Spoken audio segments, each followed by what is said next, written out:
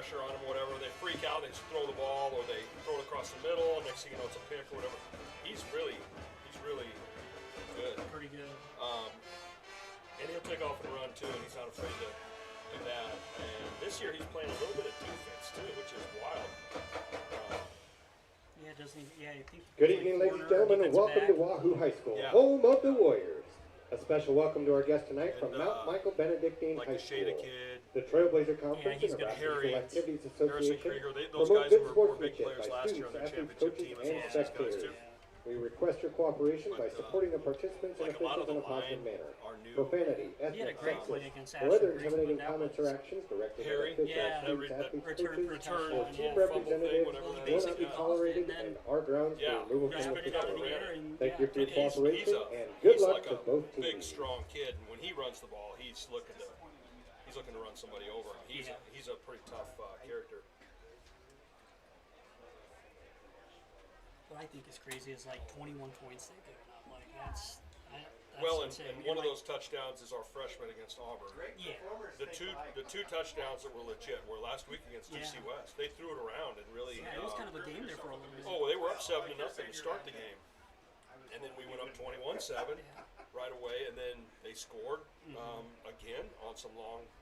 They were doing a lot of like timing routes, like stop routes. They'd run and just quick back shoulder things that. And they had some receivers that were like 6'4". Their receivers really good. Their quarterback was all right. Hey fans, tonight the Wahoo High School National Honor Society students will be selling boba drinks down by the concession stand. They'll consist of original or pink lemonade with your choice of strawberry or pomegranate bobas. Lemonade only drinks will be $4, and lemonade with bobas will be $5. All proceeds go to support the National Honor Society Scholarship Fund.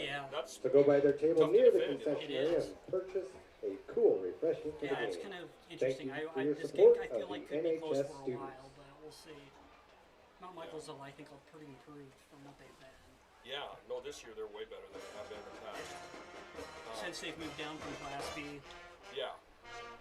Because it was kind of a struggle there for a little bit, like most of the teams that seemed like dropped down from Class B.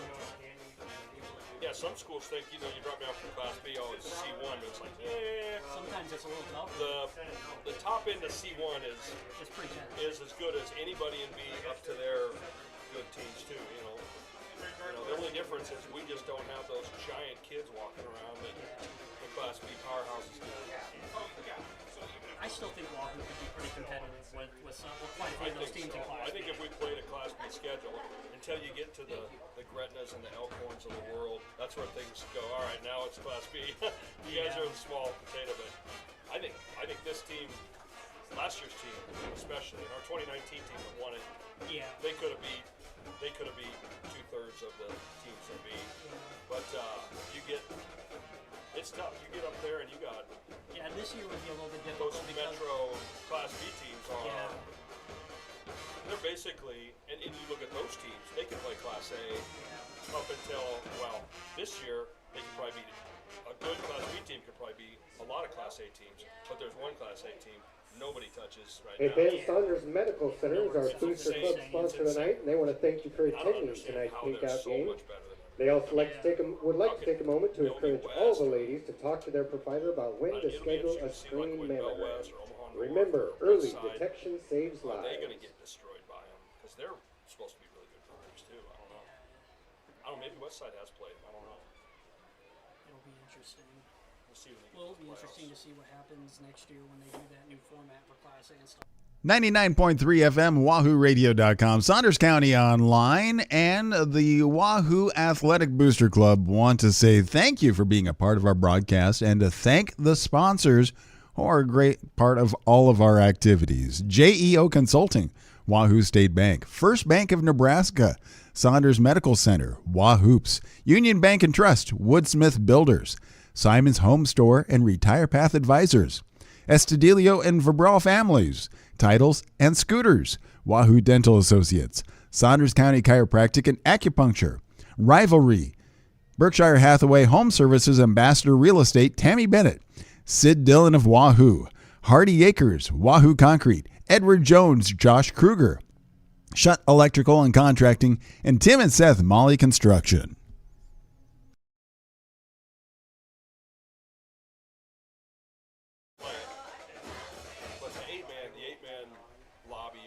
traditional people want no part of changing.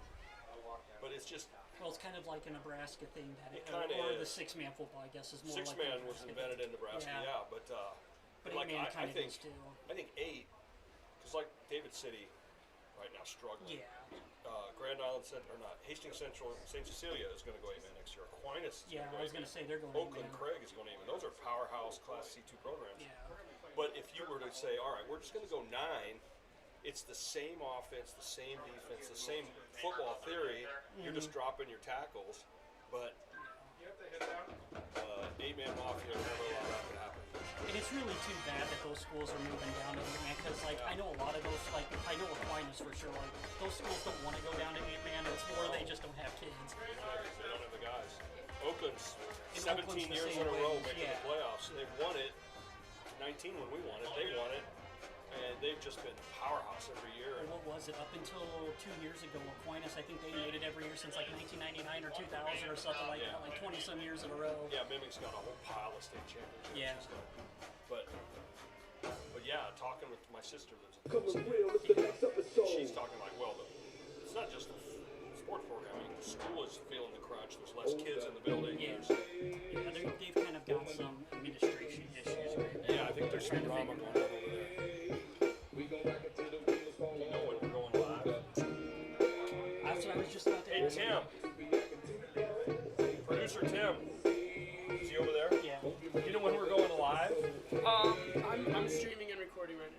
So it's just playing right now? Yes, sir. So anytime you want to hit us up, we're going to be on the mic? Or are we live on the mic now? You might be. You should be. You should be good to go. Well, I'm glad I didn't say anything crazy while I'm standing there. Hot mic moment. Maybe talk a little bit beforehand. Sure. You can. That's great, man. Right. Yeah. And so for this, when I do the sponsors, like I'm pretty sure it's just a visual. I don't think it's an audio. I don't think it is here. Can you tell me? Like. Usually it's an audio. Right. Well. With 99.3 FM, WahooRadio.com, Saunders County Online, and the Wahoo Athletic Booster Club want to say thank you for being a part of our broadcast and to thank the sponsors who are a great part of all of our activities. JEO Consulting, Wahoo State Bank, First Bank of Nebraska, Saunders Medical Center, Wahoops, Union Bank and Trust, Woodsmith Builders, Simon's Home Store and Retire Path Advisors, Estudillo and Verbral Families, Titles and Scooters, Wahoo Dental Associates, Saunders County Chiropractic and Acupuncture, Rivalry, Berkshire Hathaway Home Services Ambassador Real Estate Tammy Bennett, Sid Dillon of Wahoo, Hardy Acres, Wahoo Concrete, Edward Jones, Josh Kruger, Shutt Electrical and Contracting, and Tim and Seth Molly Construction. Steamrolled everybody, and the year before we had a really good year. And DC West just came out and took a few shots, made some plays, and credit to them. They got us a little bit on our heels through some nice passing routes, got a few kids behind our secondary, and next thing you know, we're looking at the scoreboard and it's 7-0, and we're like, all right, we better do something about this. Yeah. And it was 21-14 at one point, and then we got it going. Yeah. Well, we're going to take a little break here for the national anthem. We'll be back.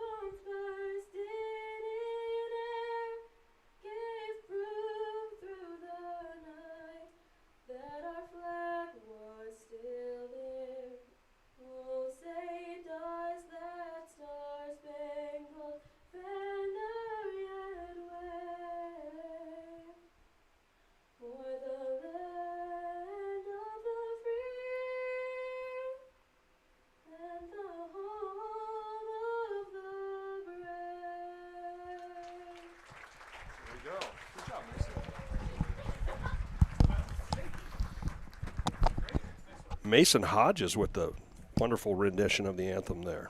Yeah. So before we went to break there, we were just breaking down that DC West game, and to Wahoo's credit in that game, like you said, I mean, it kind of fell back. It was a close game there for a while, but we're able to kind of pull away there in the second half after not playing in a lot of close games the last few years.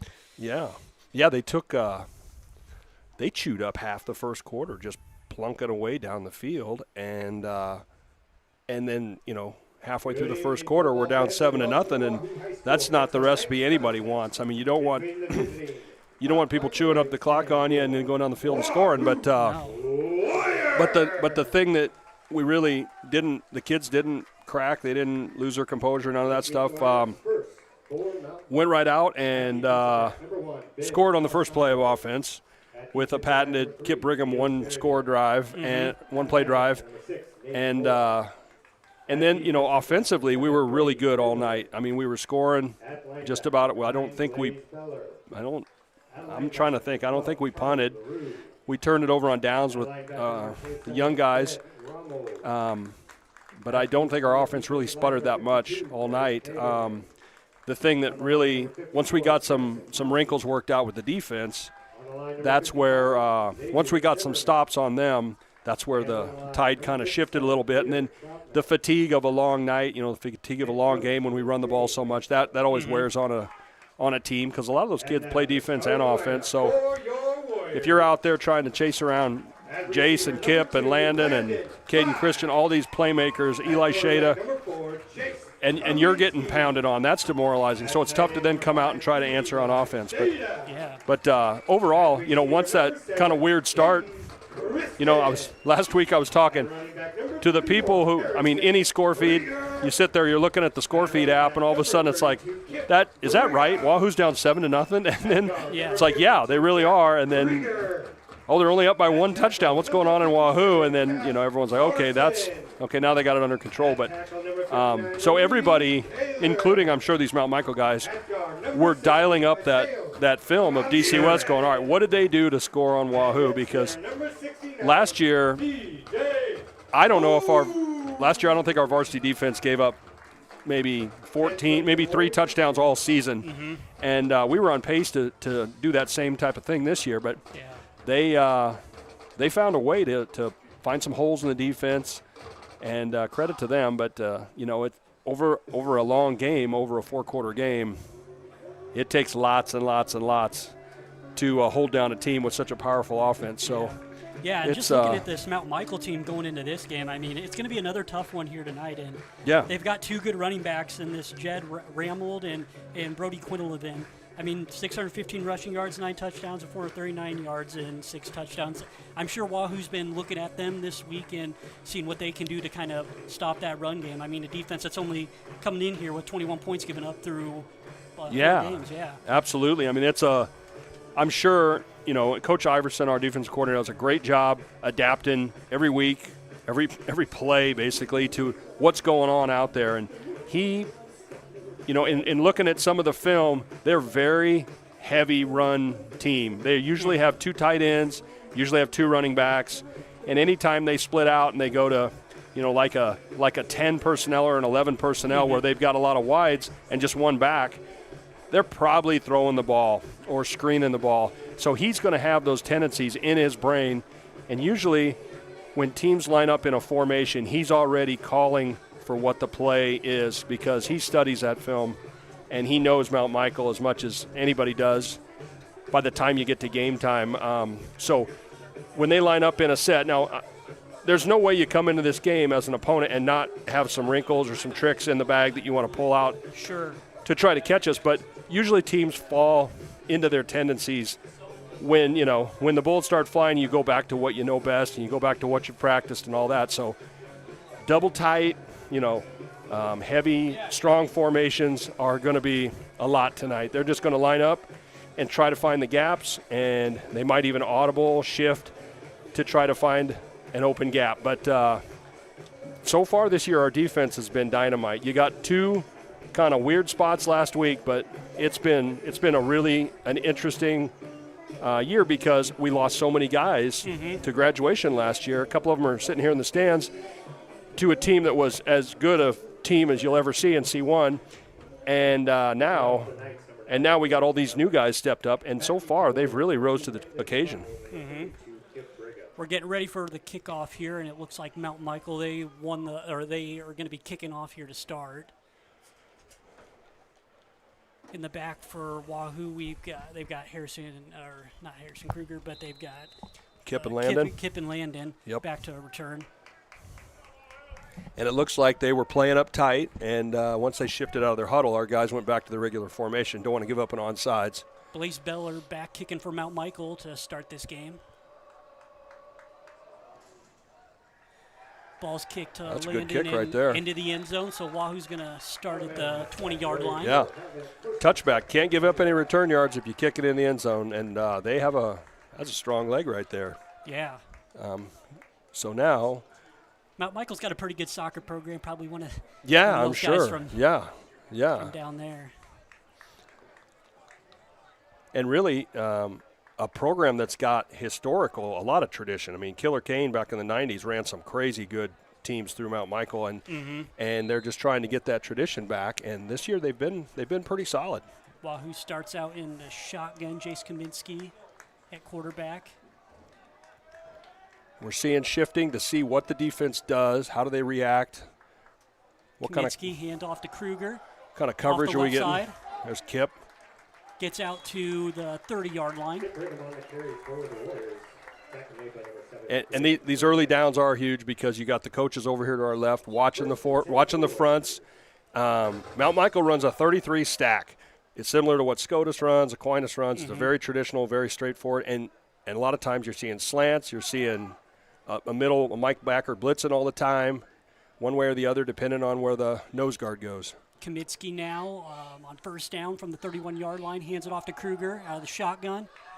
And he's going to be he pulls off a nice run there. Had a nice stop, but he put it on the ground. And it looks like it's going to be Mount Michael ball.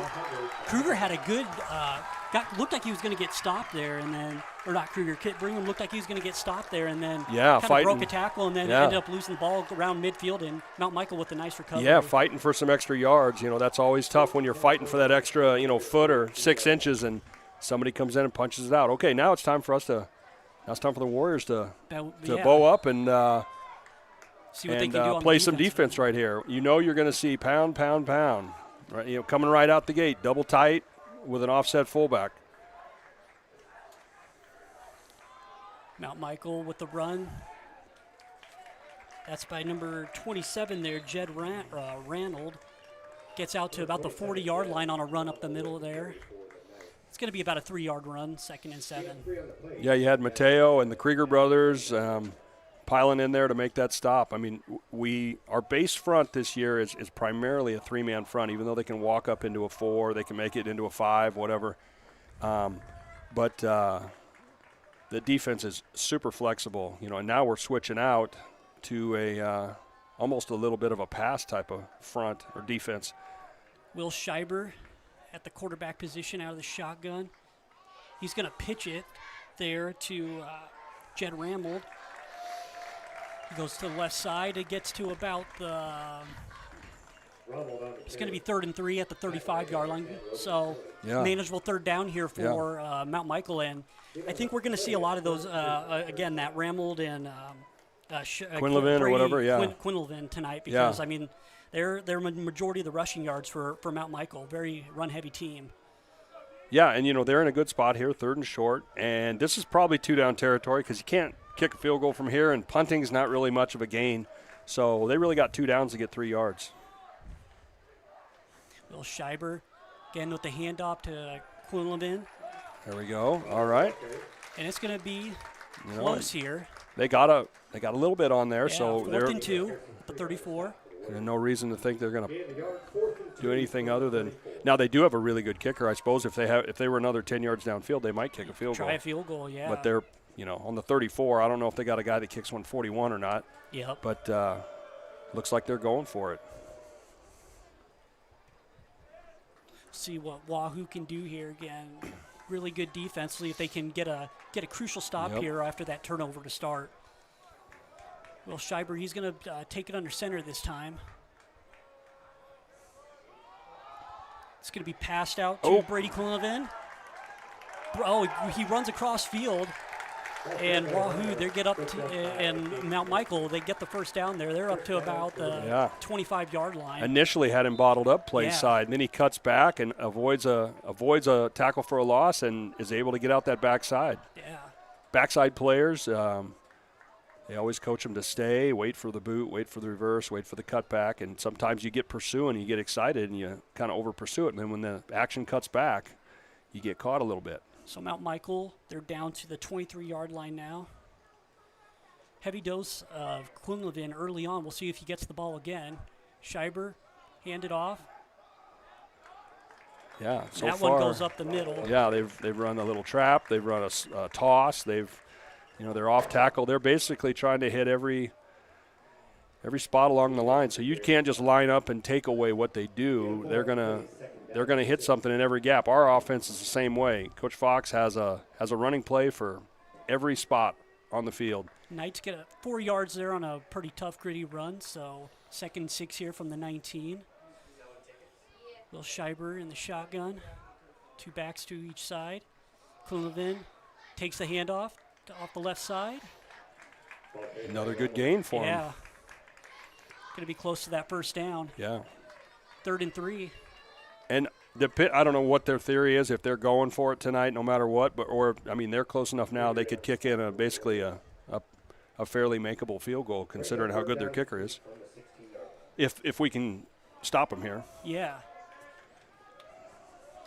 Don't see a whole lot of that, I feel like, in high school football. But, yeah, they definitely have a kicker that I feel could put in a field goal. Absolutely. Will Scheiber out of the shotgun. But this time they're going to hand it off up the middle. Oh, there we go.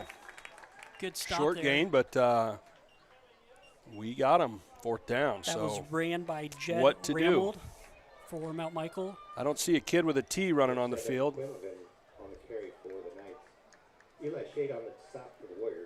Mount Michael might be thinking, in a game like this, 3 points isn't gonna win you. You got to go for the big play, or got to go for the end zone. And how many times are we going to be able to contain the Wahoo offense, who scores, at a majority of their possessions? So every possession is important.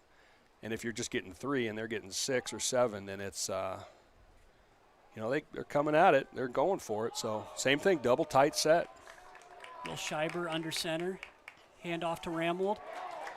And Ramwold, I don't know if he got that. That's it's close, close, but I think it's short. Good push there by the Wahoo defense to stop him. There we go. Short of the line of game, the Warriors take over. 1st and 10. So the gamble to go there on 4th and 2 doesn't pay off for Mount Michael, and Wahoo makes up for that turnover they had. We're basically starting the game over right now, yeah. It could have been an interesting situation if they went down the field, running the ball and pounded it in. But now we got a chance to now Wahoo's deep in their own territory, so got to hold on to the ball here. So Jace Kaminsky out of the shotgun.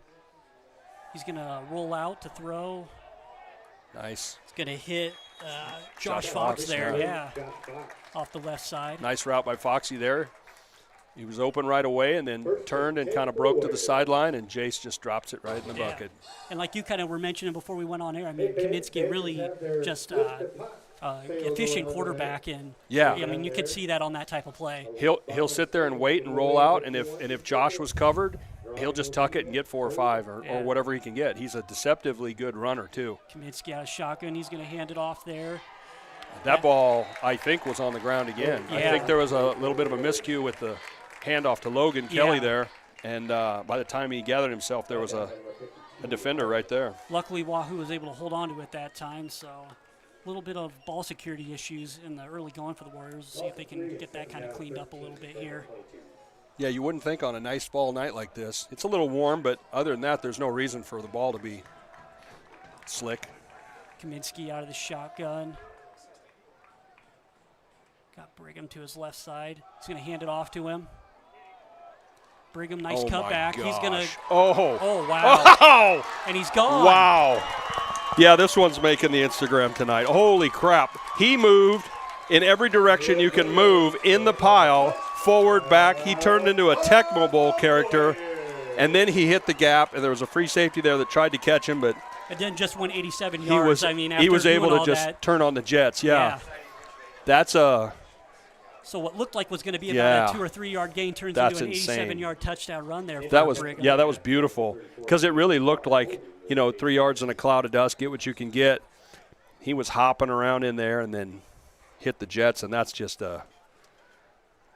something that Kip Brigham does that most people have no idea. Yeah. Kane Hare there with the extra point, so Wahoo now up 7-0. And that's one thing that's good about Wahoo. I mean, they get that big play just to give themselves that momentum. Things didn't look like they were going so well for them in the beginning. Yeah, it was one big play and it's a lot better. Yeah, it was looking like kind of a fist fight going here, and then now all of a sudden, you get a big play, and now there's a little bit of an exhale. It's like, all right, here we go. Now you switch it to the other side. All right, now you guys are going to be able to score. Now they went right down the field last time, so they're confident. They're not shaking yet, but. No. But the whole game is, their offense is, we're going to shorten the game. We're going to have good possessions. We're going to score. But the problem is, if we can get stops and then we can get our scoring going, that's not real prone to like a catch-up. If you're down 14 or you're down 21, that's not exactly a catch-up type of offense. That's a pound it out, eat the clock offense. But yeah, and you're right. I mean, they've got to be happy with what they've done so far. But, that's a little demoralizing, giving up a big play like that, especially when you're playing a team that might be a little more physical, bigger than you are. Yeah, they totally had their chance, too. I mean, we gave them a great opportunity, and, 4th and short, they just couldn't quite get it. And then, we have a couple plays, and then boom. That's what we found is, and in high school football, really, if you're the team that can not make mistakes and just be consistent, you win most of the time. And, Mount Michael was winning that drive. Mm-hmm. It's just they just couldn't finish it, and then we got a shot, and here with things the went kickoff well. There for Wahoo. It's return. Ooh. Harry Kruger with a huge hit on Brady Quinlivan for Mount Michael. He just got stopped right in his tracks. Harry, they give out an award every week called a hammer for like a big hit or something, and Harry – in this first quarter of this game might have earned himself a hammer. Who knows how the rest of this game goes, but that was a hammer shot right there. Yeah. That was a nice hit. I don't think Quinlivan was expecting to be stopped in his tracks like that. But, no, and Harry's not the guy you want to meet on a kickoff, that's for sure. He's a physical dude, and he brings it. Will Scheiber out of the shotgun for Mount Michael. They're going to throw it. Well, there we go. There's a little screen pass right there. Yeah, there you go, and they make get up first to about down right the there. 45-yard line. Good catch there by Brady Quinlivan. They've been using him a lot in the run game and the pass game. Yeah, and he's a good athlete. He's a good runner. Came into this game with 439 rushing yards, so he's made his work on the ground. But it was a good catch by him out of the backfield. And that's a little bit of a tendency break there. They're in a double tight type of set, and then they throw a little running back screen there. So that's kind of a wrinkle they're throwing in there. Scheiber. Another pass. Yeah. This time he can't hit Quinlivan, who tries to cut across the field there to the left side. But he was open, just a little too far in front of him. Absolutely, yeah. And, they've got a little bit of a thunder and lightning thing going on because number 7, their other running back, is that Rambled right there? Or no, that's Quinlivan. 7. Yeah. Yeah. And then Rambled's 27. Okay, yeah.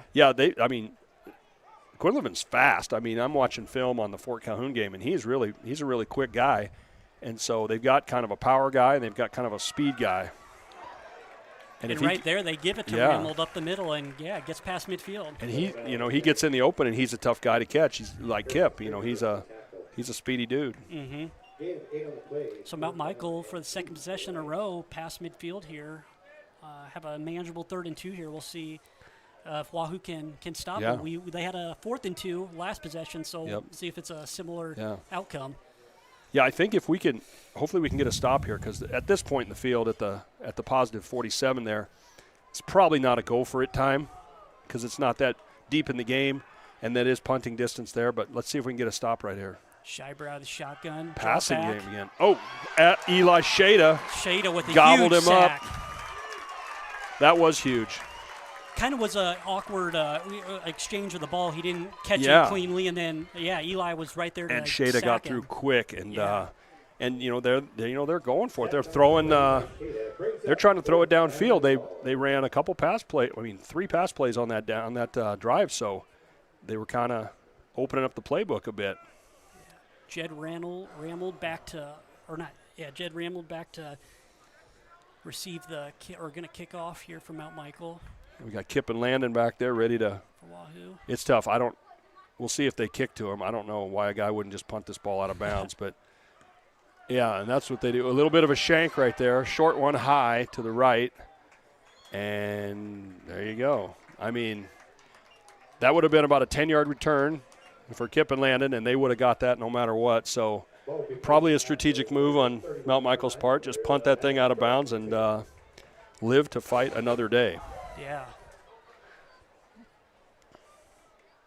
So, like, this game has started off weird because we haven't really run enough plays to get a feel yet on offense. A few running plays and then a big running play. But in terms of checking to see, what kind of coverage we're going to get, how they're going to react to shifts, we haven't really had that yet. It's been a little bit of an awkward start, even though Kip had a ridiculous SportsCenter top 10 run. Trying to kind of get things figured out and get ourselves lined up right. And Coach Fox takes a timeout to talk it over. Something wasn't right out there. I'm guessing he's being a little terse in the huddle there about getting our ducks in a row and getting this game going. Like let's get clean here. It's been a couple of games. We've had a couple of wild starts. Like the Aurora game was kind of an interesting start. Some turnovers. The DC West game was kind of an interesting start. It's like if we can start games. I mean, we had a great game against Gross. It was just lights out all night. But then, a little bit of I don't know if rough start's the right word, but for a team that's, the number one team, supposed to be, the top of the class, we should be cleaner and more efficient, especially early on in a game like this. It's not something that you want. And I don't know if you would necessarily call it like a mid-season lull, but just kind of that mid-season stuff you're just trying to kind of work out and whatnot. Right, you're trying to get efficient and. Jace Kaminsky out of the shotgun here for Wahoo. They're going to hand it off there to Landon. Yeah, Landon. Nice. Thigh off the outside, and he gets up to the 50-yard line. That was a nice little end around right there to Landon. And Landon's another guy. Sometimes you say guys are track fast. He's really track fast. He's like state champion sprinter fast. Yep. And he gets out in the open and he gets running. It's really tough to get a hold of him. So Wahoo, they're up at the midfield now. Kaminsky out of the shotgun. Got Brigham to his left side. Going to hand it off to him. He's going to go off the right side. Shake and bake. See ya. Yep, he's gone again. A little bit of misdirection. Cody Hesser kind of snaked around in the backfield just to give the secondary something to think about and something to look at. And then you get Kip. We get a good down block. And when he hits the hole, there was a couple of nights there that had a chance to get a hand on him, but he'll run through an arm tackle. Yeah. He's not 210 pounds, but he's really strong, and his center of gravity is so low. He'll disappear behind a lineman. He'll come out, and next thing you know, his 1-foot acceleration is elite. Kane Hare lined up for the extra point, and there we go. Knocks it through. Second one of the game. Nice job, Kane.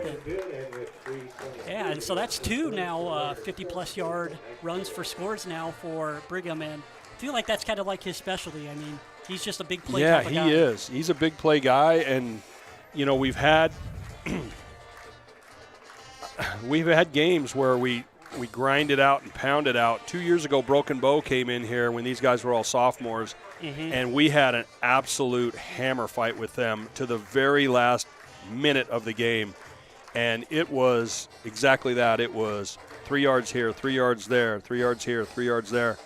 And it was like a 1-0 baseball game. And with a minute left in the game, the outcome, it was like an 8-6 game or something.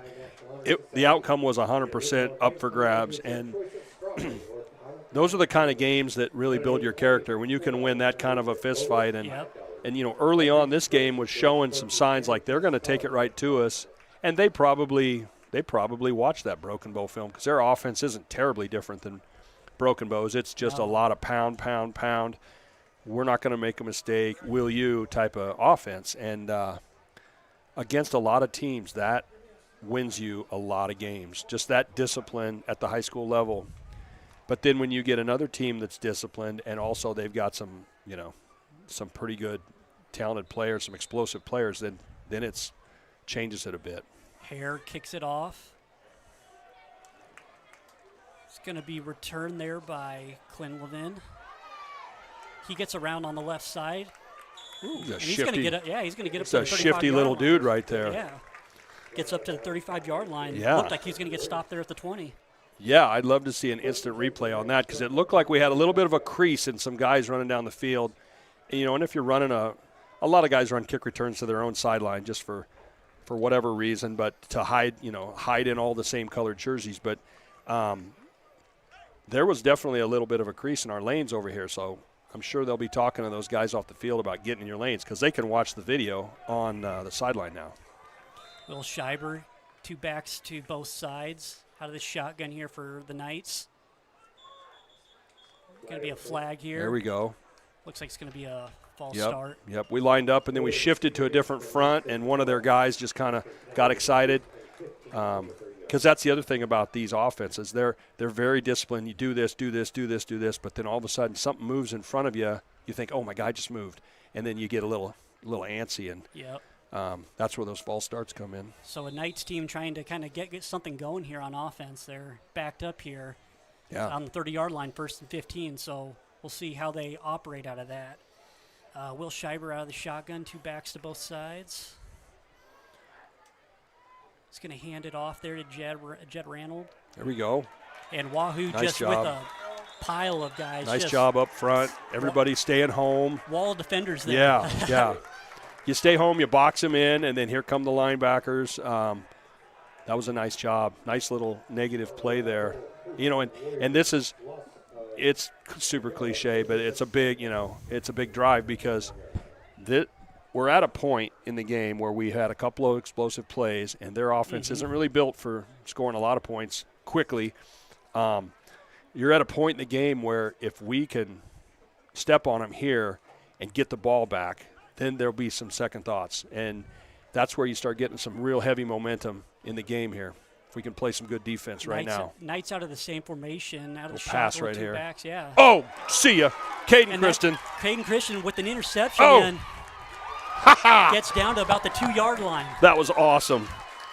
He was staring that receiver down like a quick little out route. And you could tell, he had it timed. Caden he was planted right and just came right up on it and made a great jump on the ball. And Caden's another guy. He's a big playmaker in our offense, and he's been a corner for 3 years now, and he's a great athlete. And showed it there. Yeah, he showed it. And that's probably right there is probably from a film session because that guy could have ran a fade for all Caden knows. But he did know because he probably watched a lot of film, and between him and Coach Iverson, they knew exactly that was going to be a quick out route. And they're going to do direct snap to Kip Brigham. Ooh, cloud of dust right there. Yeah. Really close, though. Yep. We'll see what. I'd be surprised if we didn't do that again. Yeah. I think it's going to be about half yard. Oh, I see Jace is coming in now. A couple of guys coming in. We've seen Wahoo do that this year with that running back direct snap in. Yeah. But it's a good play. Yeah, it's just a heavy type of set where they put in an extra lineman to be a fullback and they just pound on you. Kaminsky out of the shotgun got Brigham to his right side. He's going to roll out. And he might just scramble. Go, Jace, go. There we go. In for the touchdown. Good job. They covered it up. They ran a little sprint out to the right, and they had everybody in the flat covered. Obviously people are looking at Kip, but we had receivers out there, and they were covered, so Jace just put his foot in the ground and came back. And good job by the lineman not to hold anybody on the reverse, the back action there where everybody cuts back. But that's what Jace can do. He's a guy that – he can just turn it up and get the yards he needs when things break down. Yeah. Kane Hare on to kick for the Warriors. Try to make it 21-0. There we go. And he does. But yeah, I mean, back to Kaminsky. I mean, yeah, I mean, just a good job of not the guy's not open, just being able to use his legs like he knows he can and find that corner of the end zone. Yeah. So Wahoo, they're capitalizing on big plays here in this early going, defensively, offensively, and leads them to a 21-0 lead here with 1:29 in the first quarter. Yeah, considering the start of the game, we would be really happy to be 21-0 right now. We're always happy to be up 21-0, but the game started out with them really going right at us physically, and we've withstood that initial shot. So we'll see how this next drive goes. It'll be interesting to see if Mount Michael on this next possession, they try to pass it or move it around a little bit to some other guys. They've been pretty heavy with Ramold and Quinlivan, and Wahoo's been, I've kind of caught on to that and has been done a pretty good job of stopping those two guys. So we got Kane Hare back to kick for Wahoo on the kickoff. And he's a pretty good pretty good kicker. Yeah, he is a good kicker. I mean, he's been real efficient for us this year, and you need a kicker because at some point that extra point is going to be a factor in a game. You really need to have a guy that can kick, and it's good to have a consistent kicker. And last week we had another kid kicking. His backup was pretty consistent as well, so it's all good to have that. Return there by Brady Quinlivan. There you go, Kyle Babst. Babst stops him at around the 20-yard line, or excuse me, around the 30-yard line. Yeah, not a bad return, but they're scheming something up over here on our sideline here, right down the numbers that they're able to spread out our guys. And Cal came in, actually overshot the play, planted his foot, came back, and tackled him immediately. So, and after that touchdown, they had a pretty big huddle there. Like, they might be trying something. We have to respond. We have to do something. Yeah. Yep. And they're starting. I mean, they're running more of a pro offense right now. One tight end, two backs, two receivers. Will Schreiber pitches that off.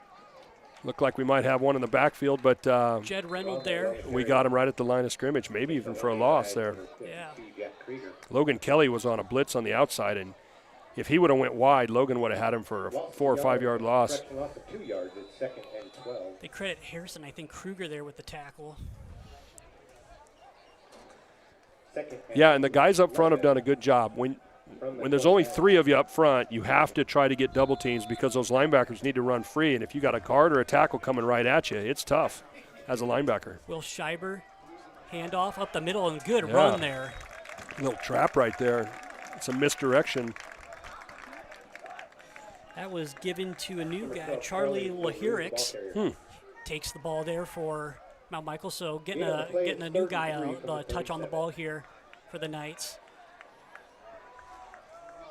So now they're getting closer to midfield again. I mean, they've had their chances here. It's just a matter of being able to put something together. But Wahoo's been pretty good of getting the stop when they need it. Turnover on downs. Absolutely. And it looks like we're probably going to head to quarter right here. Yeah. And pretty good start to the game, really. So pretty happy with that. 99.3 FM, WahooRadio.com, Saunders County Online, and the Wahoo Athletic Booster Club want to say thank you for being a part of our broadcast and to thank the sponsors who are a great part of all of our activities. JEO Consulting, Wahoo State Bank, First Bank of Nebraska, Saunders Medical Center, Wahoops, Union Bank and Trust, Woodsmith Builders, Simon's Home Store and Retire Path Advisors, Estudillo and Verbral Families, Titles and Scooters, Wahoo Dental Associates, Saunders County Chiropractic and Acupuncture, Rivalry, Berkshire Hathaway Home Services Ambassador Real Estate Tammy Bennett, Sid Dillon of Wahoo, Hardy Acres, Wahoo Concrete, Edward Jones, Josh Kruger, Shutt Electrical and Contracting, and Tim and Seth Molly Construction.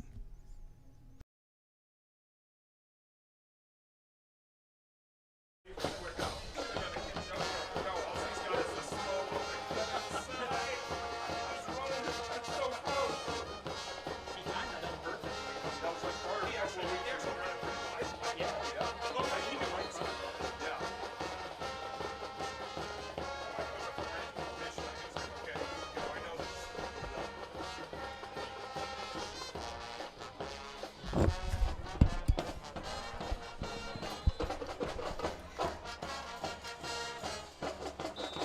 right, we're back here with the start of the second quarter here between Mount Michael and Wahoo. Scheiber out of the shotgun here for the Knights.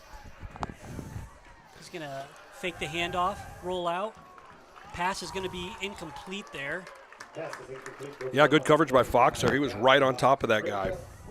That pass was to Tyree Gones. That's our guy. Yeah.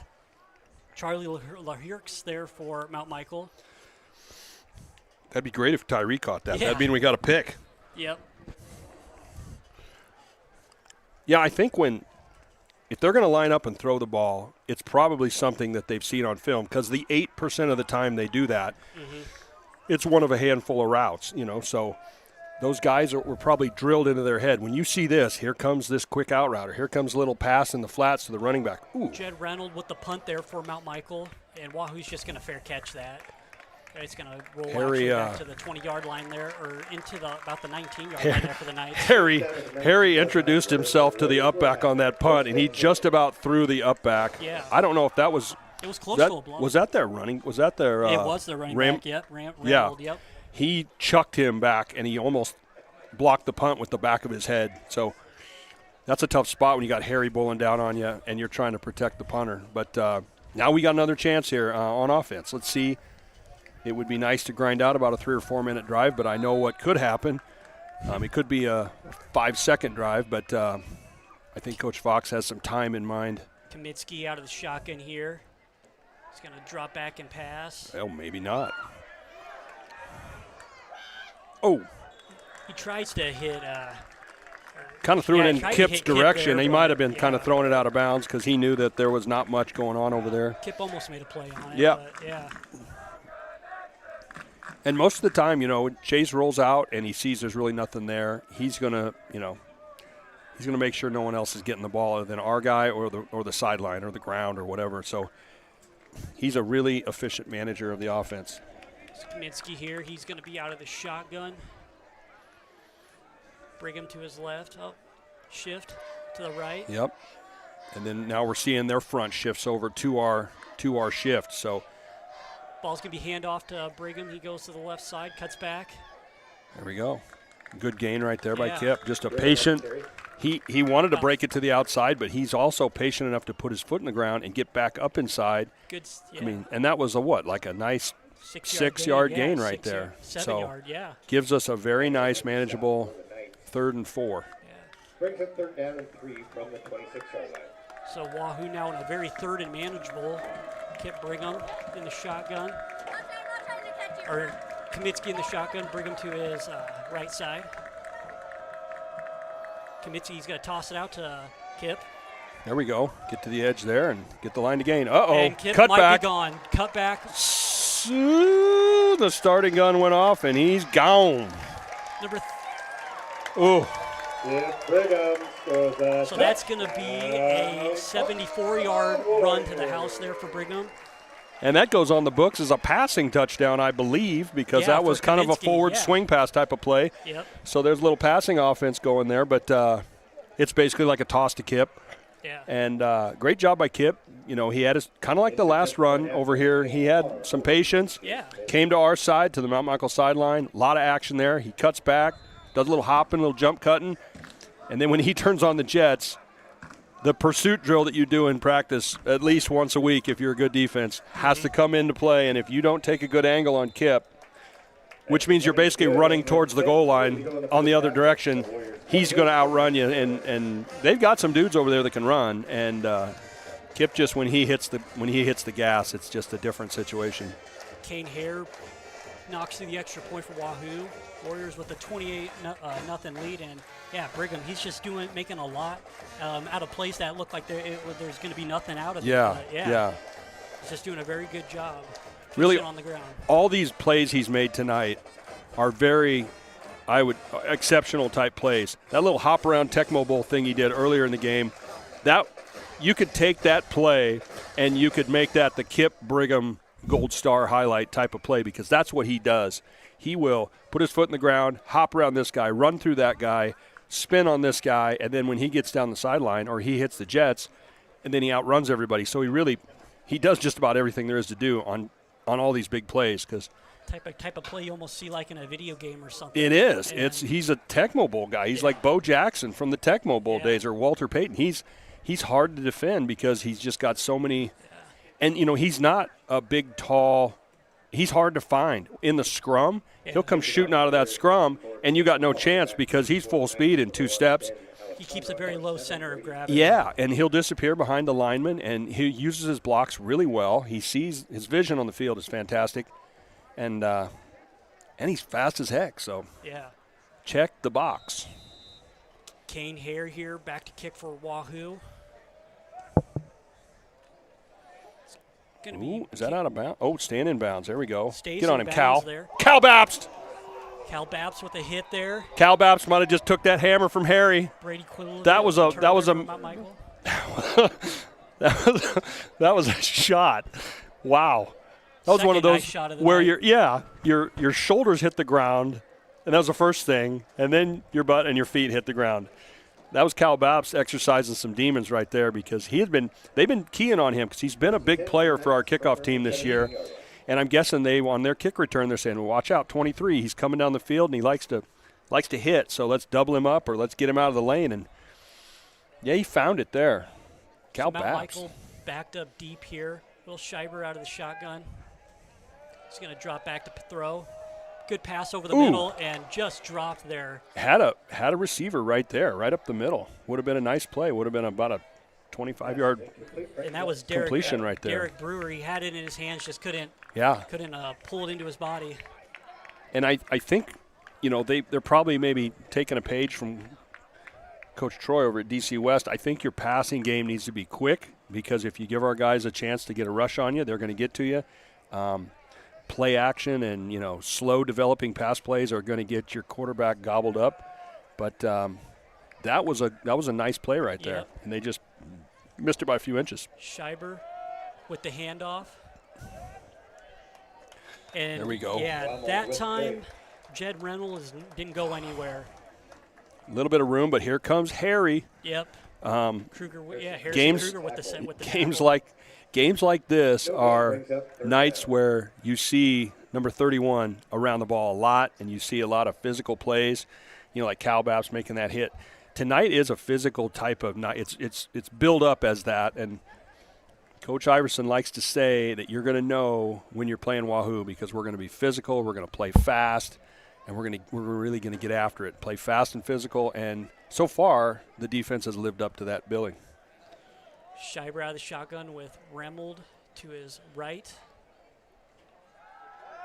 Schreiber's. A little scramble right there. Moves up in the pocket, and he's going to get about 2 or 3 yards. He was looking for some action out of this trip set over here, and we covered it up really well. And props to the secondary for stepping up after last week, giving up a little bit of passing yards early in the game, and they have blanketed these receivers tonight. It's been a really well played defensive effort so far. So the Knights now get 5 on that play, but they're going to go to punt again. Remold back there to kick for the Knights. That's going to go to Landon 5. Oh, boy. And he cut it back. Might break Here we it. go. Cut her back again and gone. Landon 5 with the touchdown on the punt return. That was nice. Special teams getting in on the action. Yeah, he was just reading it. I'm up here seeing these holes open up, and he's cutting back. It's beautiful. He's reading his blocks because if you run off the blocker's butt, you have a great chance of getting more yards. But if you run in front of him, he'll probably hold, and then you'll get in trouble. But he's cutting off those blocks perfect, setting a guy up and cutting back. And he's another guy. Yeah. If he's in the open field, he's faster than you are. It's just what it is. If you don't have a guy in front of him, he's going to unless Kip Brigham's chasing Landon Fye is not getting caught by very many people. I shouldn't say never, but he's a hard guy to catch. Point, it's up, it's good. 35-0 here. Favor Wahoo with 8:50. But just so many fast playmakers for the Warriors, and we just see another example of that there on that punt return. Yeah, it's awesome. And And the other thing that's crazy is, okay, so you're a physical offense. You like to pound the ball. Now you're staring a running clock in the face when we get back from halftime. Yep. So unless you can break that 35-point barrier, this game is going to go so fast, and you just won't have a lot of time to pound out a physical, grinding offense. They're going to have to kind of get out of their comfort zone a little bit and maybe put the ball downfield a little more, which they're not used to doing. And that could lead to turnovers or, who knows what could happen. But anytime you get to a running clock situation, it just puts your offense in a heck of a bind. Yep. For the other guy, that is. Yeah. So Wahoo's really taking advantage of the big plays here tonight, and it's got them with a 35-0 lead here, and they're going to have Hare back here to kick off here for the Warriors. Yeah, Kane's getting the leg warmed up tonight. He's kicked off 6 times already. Yeah. Kick, it goes off to the right side there. Ooh, bobbled ball. Bobbled there by Brady Quinlivan. Oh, we broke through the front line there. Yeah. Good job recovering. Good job by Wahoo to stop him in his tracks. And I know there's a couple of safeties that lay back a little bit for in case that happens. And, Kane's one of the safeties, but then there's 2 guys running down the field, and their job is not to get caught up in the scrum and to kind of lay back and then sit there. And he broke through that front line. And Cal Baps was kind of chasing him back and trying to get him by the ankles, but then like a Josh Fox type of guy just is sitting there waiting because you really don't want to give up a play like that. Yeah. Just an example of good tackling there. Yeah. And we put our dudes on special teams. We don't want to give up any crazy stuff on special teams. So we put our older guys up there because we want to cover the ball. Scheiber with the handoff there, and Wahoo just with a line of defenders. That's a scrum right there. Back. It'd be easier to call off who wasn't in on that tackle. There's about 7 dudes over there all in the pile. Yeah, Cody Hesser and Cal Baps can just stand back there at safety and watch that action happen because that was something that last year our safeties wouldn't have to be involved in the defense in the run game quite as much because our front 7 would gobble people up so much. And it makes such a difference when your front 7 is tough because it takes the strain off of your back people, your defensive backs. So that Scheiber there with the handoff there. They don't have to get in on all that pounding. Not a big run there for Mount Michael. Tried to push it there to the left side. No gain brings up 3rd down. It's going to stay 3rd and 10. So Mount Michael, they're trying to kind of pound it with their big guys, and Wahoo's. Yeah. They're holding them right now. And they're thinking we don't want to punt this ball to these guys again. Let's just get a first down and let's keep this ball for a while. There's still a lot of time here There's left. so much time left in the second quarter. Yeah. And they're going to call timeout. So you're probably. Yeah, You're thinking exactly right. They're gonna reach into the bag here, I'm sure, because either that or he's going to give them maybe 2 plays and try to do some tempo or something. But yeah, I'd be very surprised if we don't see a pass. 99.3 FM, WahooRadio.com, Saunders County Online, and the Wahoo Athletic Booster Club want to say thank you for being a part of our broadcast and to thank the sponsors who are a great part of all of our activities. JEO Consulting, Wahoo State Bank, First Bank of Nebraska, Saunders Medical Center, Wahoops, Union Bank and Trust, Woodsmith Builders, Simon's Home Store and Retire Path Advisors, Estudillo and Verbral Families, Titles and Scooters, Wahoo Dental Associates, Saunders County Chiropractic and Acupuncture, Rivalry, Berkshire Hathaway Home Services Ambassador Real Estate Tammy Bennett, Sid Dillon of Wahoo, Hardy Acres, Wahoo Concrete, Edward Jones, Josh Kruger, Shutt Electrical and Contracting, and Tim and Seth Molly Construction. 2 backs, 1 in the backfield, 1 off to his right. There's that pass. Yep. Oh, good pressure right away by Logan Kelly right there. Yeah. To disrupt the timing on that, and I feel like even if he would have caught that, it wasn't going to go. Yeah, very we had far. a defender right there, and Yep. Anytime you give a guy a little bit of time in the backfield, he can get a good throw off if he can plant his foot. But if he's running for his life because you got Logan bearing down on him, that's probably not going to be as accurate of a pass. And then I think that was a little bit of a case of hearing footsteps and. Yeah, you got a guy. He would have got hit if he would have held on to that ball another half second. He would have got hit by Logan and sacked for a loss. So Jed rambled with the punt. We'll see if Landon Fye can do something again. Let's pick it up. Picks it up. Yep. That bobble.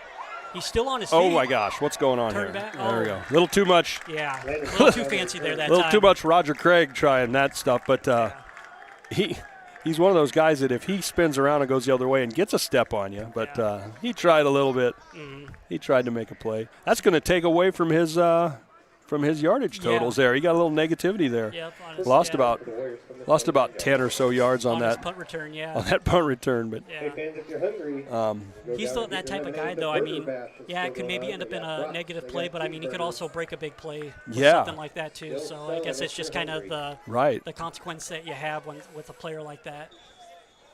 Oh, what do we got here? Flag on the play. False start on somebody. It's gonna be a false start on Wahoo. Somebody was moving around there in the middle of the formation. Landon came in motion towards us, towards the center of the formation, and somebody must have shifted while he was in motion. So he's going to move the Warriors back to the 19-yard line. Got to sit tight right there. That's two negatives in a row. We want to try to get that back here and have a good play. Kaminsky, he's out of the shotgun. He's going to hand it off to Brigham. Brigham up the middle. That was Harry right there. Kruger. That was a tough play because you had. And he breaks it. My head was kind of spinning. I saw Landon come one way. I saw Kip go the other way, and then we say Harry go right up the middle. That's a. If you're not reading your keys on there as a defender, you're gonna. He's another runner. He's pretty. I mean, pretty hard-nosed guy up the middle. He's so physical. He's not someone you want to try to tackle. Yeah. And he's not slow. Like we were talking before the game about that run back of that.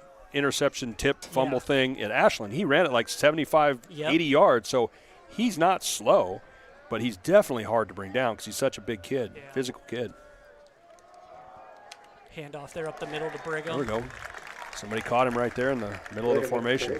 Still gets probably 6 yards there on the run. So we're sitting at about, 3rd and 3, somewhere around there? Yep.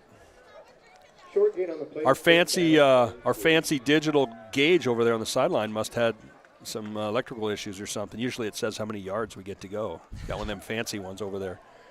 But it's pretty easy to see. Yep. It's 3rd and Kip is what it is. Yep. We got the wing set over here. Brigham. And we're shifting Harry into the backfield. Oh, looks like we're going to throw it.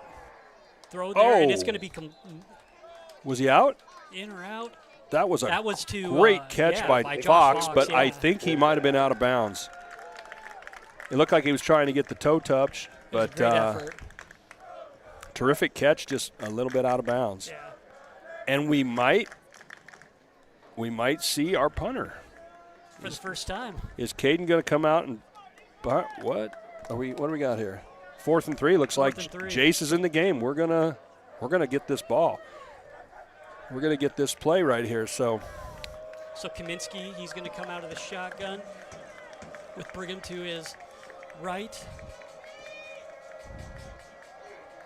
Michael, almost with the could be a hard there. Cant to try to get him off sides. No, he's giving it to Harry. Harry Kruger with the hit. With Harry, line to gain Harry right there. Yep. It looks really close, but that official is on the line, and that marker was behind the line a little bit, so. Yeah.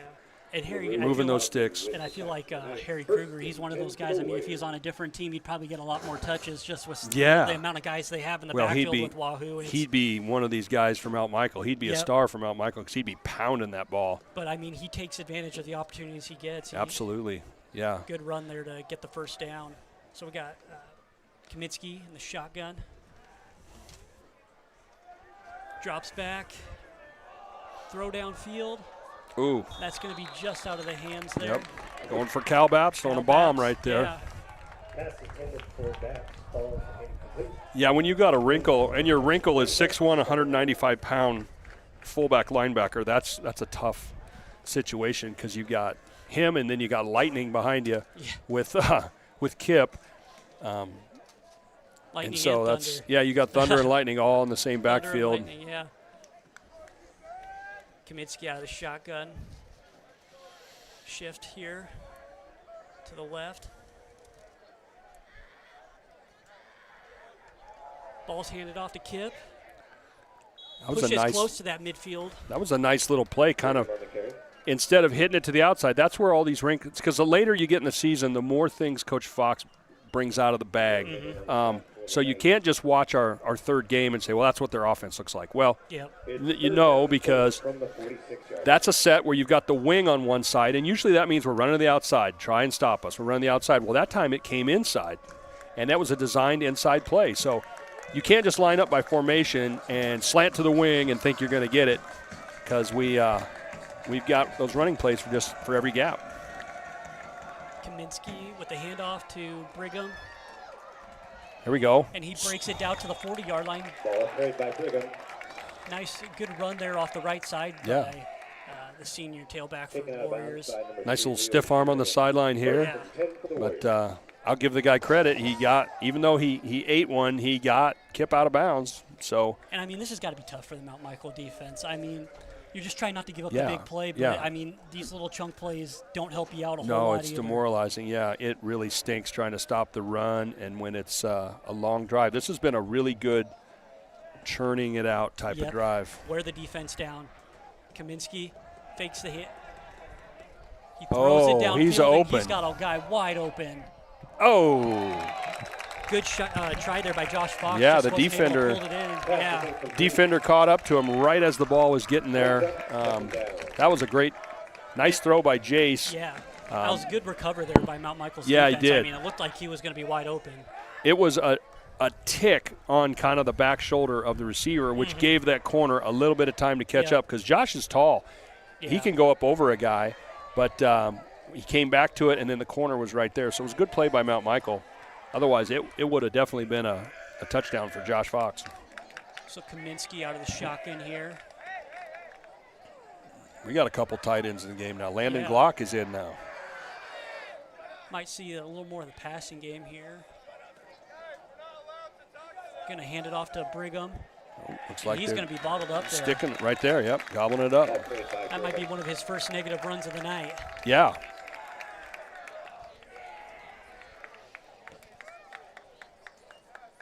So Wahoo now back at the 41-yard line. I would assume this is probably more of a passing down for the Warriors, but I mean, but with Brigham, you never know. We'll see what happens. Yeah, it's really tough because you could. I mean, Kip could take it for 12 yards pretty quickly, but we got three receivers out there, so we'll see what Chase has going here. Kaminsky out of the shotgun. He's going to roll to his left. Looks downfield. Moves up in the pocket.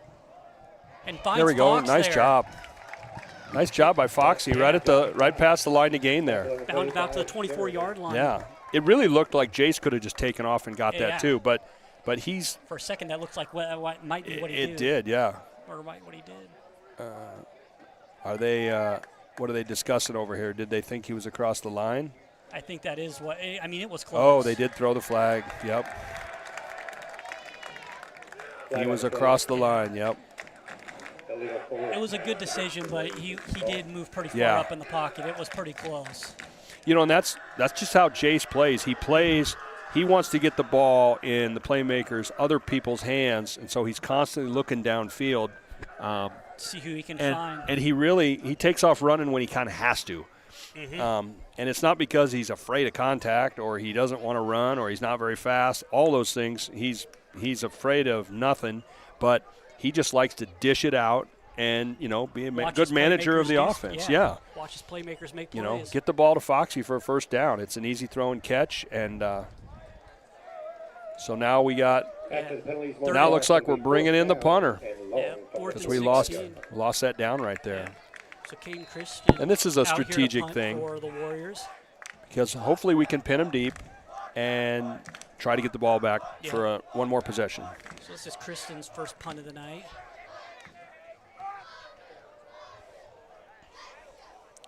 Ooh.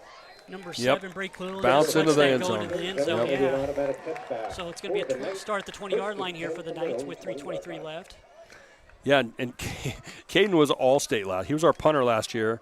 He was an all-state player as a punter / athlete. And I don't know how many times he's punted in a varsity game this year. You know, we just haven't punted a lot, and that's a great problem to have. Yeah. But at the same time, it's like, man, I haven't got any punts in. How am I going to Yeah. He's got like 5 punts for the season or something. He's kind of had that problem the last 2 years. Yeah, yeah. But he's enough of an athlete and a playmaker that he gets attention everywhere. And then when the voters see that he's also a punter, it's like, well, there you go. Yep. Will Schreiber with the pass. Ooh. And that one just goes through the hand of That one was tipped. And we had 2 blue jerseys over there. Sometimes those tipped balls end up going the other way, but either way, that play wasn't going to go anywhere if he would have caught it. Yeah, and that stops the clock. That's a free timeout. Because I know I'm pretty confident that Coach Fox would like to have another shot at running the offense because, you know, we got stymied on this last one, had to punt it. It would be nice to get another possession, but in one way you're kind of playing into Wahoo's hands, but on the other hand, Mount Michael, you're trying to move the ball and make some big plays. They're playing for just whatever they can get. Schreiber with the handoff there to Jed Reynolds. Let's see if we gets a few yards there. Not much. That's going to move the clock under 3 minutes here. Yeah, maybe we're maybe we're going to let it go. Because if we can get a stop right here, we'll get the ball back with, you know, a little under 2 minutes probably, somewhere around there, minute 45 or something. And that's enough time to kind of get the ball rolling a little bit and try to sneak some points in before halftime. But so Wahoo's defense in a really good position here, 3rd and long. And here's trips, so you know they're running a trip set. So here comes some passing routes. Let's make sure we don't give up something over the middle, something deep, keep it all in front of us. 3 guys to the left side for Mount Michael. Schreiber's pass. It's going to go over the head there of Brady Quinlivan. And Kristen was Jack Burke. Yeah, and Kristen was right there. So if he'd have caught that ball, it would have been a no gain. Yep. But the clock is stopped. I mean, it's just 2:29. It's kind of a big old silver platter right here for. Yeah. Well, and being deep in there on their side of the field, I mean, Wahoo's going to have it in very good field position. We should start, assume. And that's been another good another good situation. Our team has kept the ball on our side of the field a lot this year by pinning people deep, making them punt, getting good returns. We've played on our half of the field a lot this year. And there's another short one right over the Wahoo bench. Yeah, and that's going to be around the 40-yard line, maybe where Wahoo gets it. Ooh, they're marking it closer to the 30. Yeah, that was caught by an agile young lineman over there on the sideline. I wasn't sure who that was. I was pretty proud of that catch. That was a nice little punt. So Wahoo, they're going to get great field position here at the 35-yard line. At 2:23, that's not a good situation. No, that's an eternity from this. A year ago, we scored like 3 times with this much time left in the second quarter against Aurora. It went insane. So crazy things can happen in 2 minutes when you've got some we're in empty right now, so there's no. Oh, here comes Kip across the formation. Kaminsky. But empty formation right here. Looking to throw it downfield, moving in the pocket. Off to his left. Here you go, Kip. And he finds a. We'll throw to Kip. Are you kidding me? Kip. Brigham is a receiving threat now. He's our lead receiver, I'm sure. And it is 1st and goal. Yeah, and he pulls defender. He catches that ball, but then he pulls him for about another 5-6 yards after that. Yeah, he'll drag people. He's a very powerful guy. And now we're. So he's Kip Brigham kind of doing it in the passing game, run game tonight, just doing a little bit of everything. Yeah, he's ready to do the Heisman pose here. I mean, it's crazy all that and he really is a dynamic athlete. You could line him up anywhere, and and he's not a real tall guy. He's not a huge guy. So even at the next level, he could be a threat anywhere on the football field with those skills, those pass catching skills and his ability to run. That run there by Logan Kelly. Logan Kelly, goes for a little bit. Logan's been a little bit of a goal line weapon for us. He's our backup quarterback, but he's a really good athlete, good defensive back. He's got a lot of picks at the safety spot, comes off the edge a lot, but he's been a pretty good threat. He's another guy. He would start at quarterback for 75% or more of C1 teams. And he's got he's a junior right now, Yeah. and so next year it'll be a good opportunity for him to take the reins, but he's tough to deal with. Oh, there's with Jace. the quarterback keeper on There the we right go. side, and he's in for his second rushing touchdown of the night here. Nice job. Nice Nice little job. quarterback keeper there. Yep. And Wahoo got the 41 now up on the board, and see if Kane can make it 42. But yeah, you just knew. You just had the feeling with the ball in the 35-yard line, Wahoo was going to be in a. Yeah. Well, Yeah. I mean, for the most part, mission accomplished as far as it goes. But and it's crazy. I would not, considering how good Mount Michael has been, I would not have pegged this game to be as lopsided it was at half. You know, Yep. a lot of games we're able to kind of take over and things get a little more out of hand in the second half. But this is a power running team who usually holds the ball, possesses the ball. Yep. And we've been able to put the brakes on that, and then they've got out of their comfort zone trying to throw it around, and that's really not their bag. I mean, we're D'ing them up right now, and it's nice to watch because when you play great defense and you run the ball great, you know, good things happen, and that's been their MO too. They've been really good this year, but I think they've they only came in with 58 points given up on the year. Yeah, they.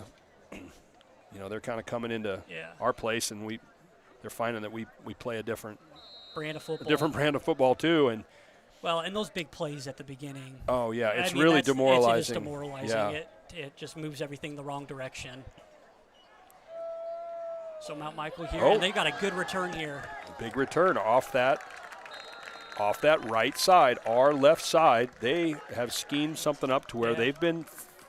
I mean, we've kicked the dang thing off 7 times tonight, so 2 of their returns have been pretty good. And but it's kind of crazy to think that many times you've kicked the ball off. But they've got athletes back there that if those guys on kickoff coverage are kind of resting a little bit, maybe getting a little comfortable, then they've got good enough athletes. And here they are at midfield with 50 seconds left, and this is a good time for our defense to step up and make sure we don't give up any points going into halftime. Yeah. Quinlivan was with the return there, and he's been a good, speedy little back for them tonight, and he had a good kick return there. So Will Schreiber out of the shotgun here for the Knights. Got 2 in the backfield. Throwing it up. Yep. Turn Foxy. Oh, there you go. It's out of bounds. Yeah, good They're taking a shot, you know. Yeah. Josh Fox is all over him. He was ready for it. Yep. But I mean, if you're Mount Michael, that's what you got to do at this point. I mean, you're just trying to get some positive. You got to make some plays, And you're getting into silver lining territory too, where it's like, all right, let's find something we can hang our hat on. Yeah. You know, they can look back to that first drive and say, hey, we ran the ball well here. We were able to do this. Let's try to get that back. But they're probably going to need to throw it a little bit here. So Will Schreiber here with the handoff. Gives it to Quinlivan. He gets up to about or past midfield, close to the 45. Now we'll see, do you take a shot here on 3rd down? Or do you just hand the ball off and go to halftime? Yeah. 6 brings up 3rd down. And judging by how they're letting the clock kind of move, it looks like they might just be ready to take this to halftime. Stop the bleeding where it's at. He might be calling a timeout. Yeah, it looks like he might be calling it. Are they going to have to run a play, or is he going to call a timeout? Yep, he's calling a timeout. He's Matt ruling it, and they're going to try to throw something out there. With 3 seconds. Say, you know what? Let's line one up. Let's chuck it as far as we can and see if we can get either a pass interference or a long catch. Yep.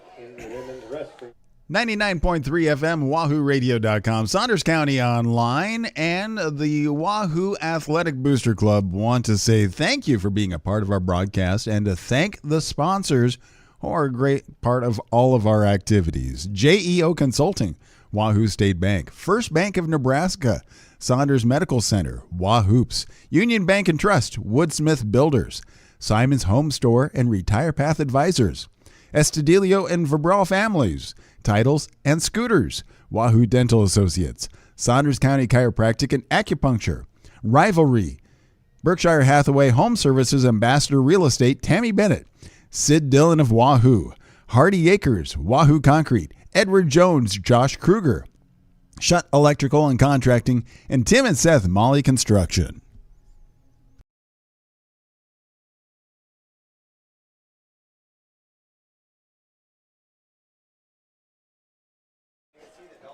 Sneak a guy out of the backfield or something, but so Wahoo, they drop several defenders. Yeah, we've got coverage. We've got 4 safeties on the field right now. So Schreiber with the pass off to the left side. There you go, Landon. Yeah. Ben Alessandro just not able to pull that down, but again, good defense by Elena Fayan. Yeah, they just tried to maybe just have a long completion down the sideline, which. And it's been good defense all night by the Warriors secondary. So props to our back half for stepping up and saying, you know, last week was a fluke. We're not doing that again. We're done with this. So on to the half. Yep, strong defense, big plays on offense, and Wahoo with the 41-0 lead on Mount Michael as we head into the break. We're here at Saunders Medical Center, and they are the title sponsor for tonight's football game against Mount Michael, and want to say thank you to Saunders Medical Center for being great partners with local, like the high school, for example. Stepping up, being a part of the Booster Club, being a part of what the high school grows and we see with every aspect of healthcare within the school. You guys are a part of that. So thank you for that. Yes. And so, one important thing there is something we haven't mentioned just a little bit ago. The trainer, Rachel Hall, the trainer, is an employee of Saunders Medical Center, and she is a phenomenal resource and support for Wahoo Public Schools and the county, because she also heads up a concussion management program for the county. Any school that wants to be involved, Saunders County pays for that service. She heads it up. I supervise Rachel, but that's how close we are to Wahoo. Yeah, exactly. And by the way, this is Dr. Newborn, and you have been in the medical field for a little while. You started off in the military, so you have a variety of experience. Correct. Out of medical school, I did my family practice residency in Lincoln, and then the Army paid for my medical school, so I owed them 4 years active duty, which I did in Fort Carson, Colorado Springs. And during that time, saw a lot of things that you don't normally see. Malaria. We saw people from all over the world, different kinds of health problems that you just don't notice or see that much in a rural community in Nebraska. So I had a lot of exposure there, deployed for the Afghanistan conflict for a short period of time. And that was a phenomenal experience from a medical standpoint. And then when I got out of the Army, I went to Seward, Nebraska, where I practiced there for 15 years, and I've now been at Wahoo for 8.5 years. It was right about that time where Wahoo was losing 3 physicians, all within about 6 months of each other, and it left Dr. Medna. So I was able to come in, help support here, along with Tyler Oswald and Nate Kotera, and now we've built up a great medical staff, and 2 of them are locals. Right, and I actually ask about that. Saunders Medical Center doing a great job bringing talent back, you know, giving the opportunity for those to have experience around the world, but then to move back home and support family. And that is something that it's intentional. It was great to get Dr. Opp here and then Dr. Hancock, but a lot of the nursing staff are local. We try to hire local because we like to promote that family taking care of family, neighbors taking care of family. We just got a new dietitian hired back. Haley is her name. I don't know her last name yet. It's not, she's married now, so it's a maiden name, but prominent family within Wahoo. Yeah. She golfs, so everybody probably knows who that is. There's a lot of those, so it's great to bring those people back here. Yeah. Because they're invested in the health of Saunders County. And then I know from personal experience, whether it's physical therapy with my family being involved with that in some way, or personal care or having to get some minor procedures or things like that, you have the ability to do that right here instead of having to travel to the big city. Yes, it is nice. We have those visiting physicians, specialists that come from Omaha and from Lincoln to provide those services. It's just a lot easier on the patient, and convenience is really important today. It is. And so center right here just outside of Wahoo, but serving the entire county and being Correct. Involved in that. So like you said, with the training for the schools and Rachel and just have those resources available. For example, one of the things that I know Rachel was talking about a couple years ago, I listened, is that injuries have gone down 60%, sports-related injuries, because training has been able to accurately teach, get them accurately done so to avoid injury. Preventive care is extremely important, and Rachel is just fantastic, as everybody knows in the community. Mm-hmm. She is very good at what she does. Yeah.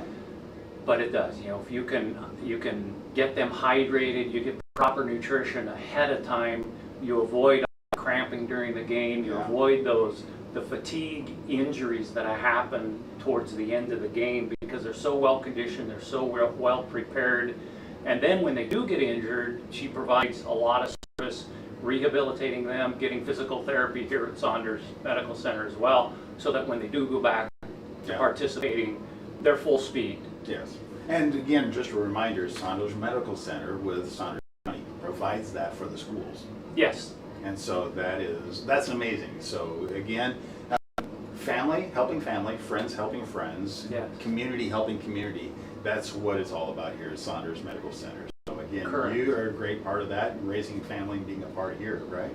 Yes. And so again, if you have any questions or if you have needs, come stop out or call and be able to set up an appointment, talk to one of the many doctors like Dr. Newborn, and be able to help figure out and get the proper care, preventative care if possible, but also those care needs as we continue on. Everybody has them. So right here, Saunders Medical Center will help guide you to where you need to be. Thank you very much for being great sponsors and great partners with our community. All right, thank you. It's my pleasure.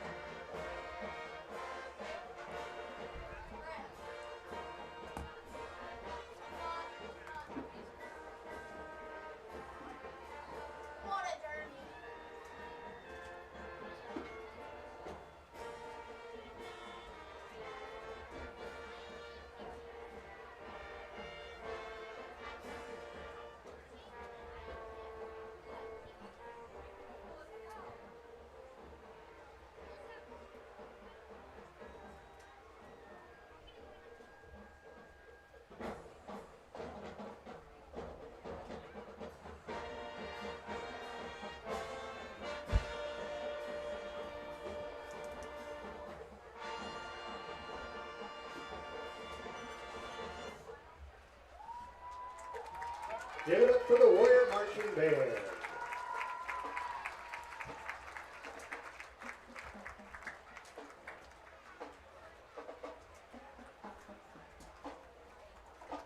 And now, fans, we'd like to take a moment to sincerely thank Saunders Medical Center and Wahoo for their incredible support of Wahoo Athletics. As tonight's sponsor, the Wahoo Athletic Boosters, Saunders Medical Center continues to make a lasting impact on our programs by helping provide the resources, care, and support our student athletes need to compete at their best. Their commitment to our schools goes far beyond sponsorship. It's a true partnership focused on the health and success of our youth. One of the most visible and valuable contributions Saunders Medical Center makes is providing our outstanding athletic trainer, Rachel Hall. Rachel plays a critical role in keeping our athletes healthy, safe, and ready to perform, both in practices and on game day. Her knowledge, care, and presence on the sidelines are a direct reflection of Saunders Medical Center's dedication to excellence and community well-being. Please join us in giving a big round of applause to Saunders Medical Center and Rachel Hall. Thank you for being champions of Wahoo Athletics. And once again, folks, since it is Pink Out Night and Saunders Medical Center is our sponsor, they greatly encourage all the ladies in the audience to talk to your provider about when to schedule that mammogram. Early detection saves lives.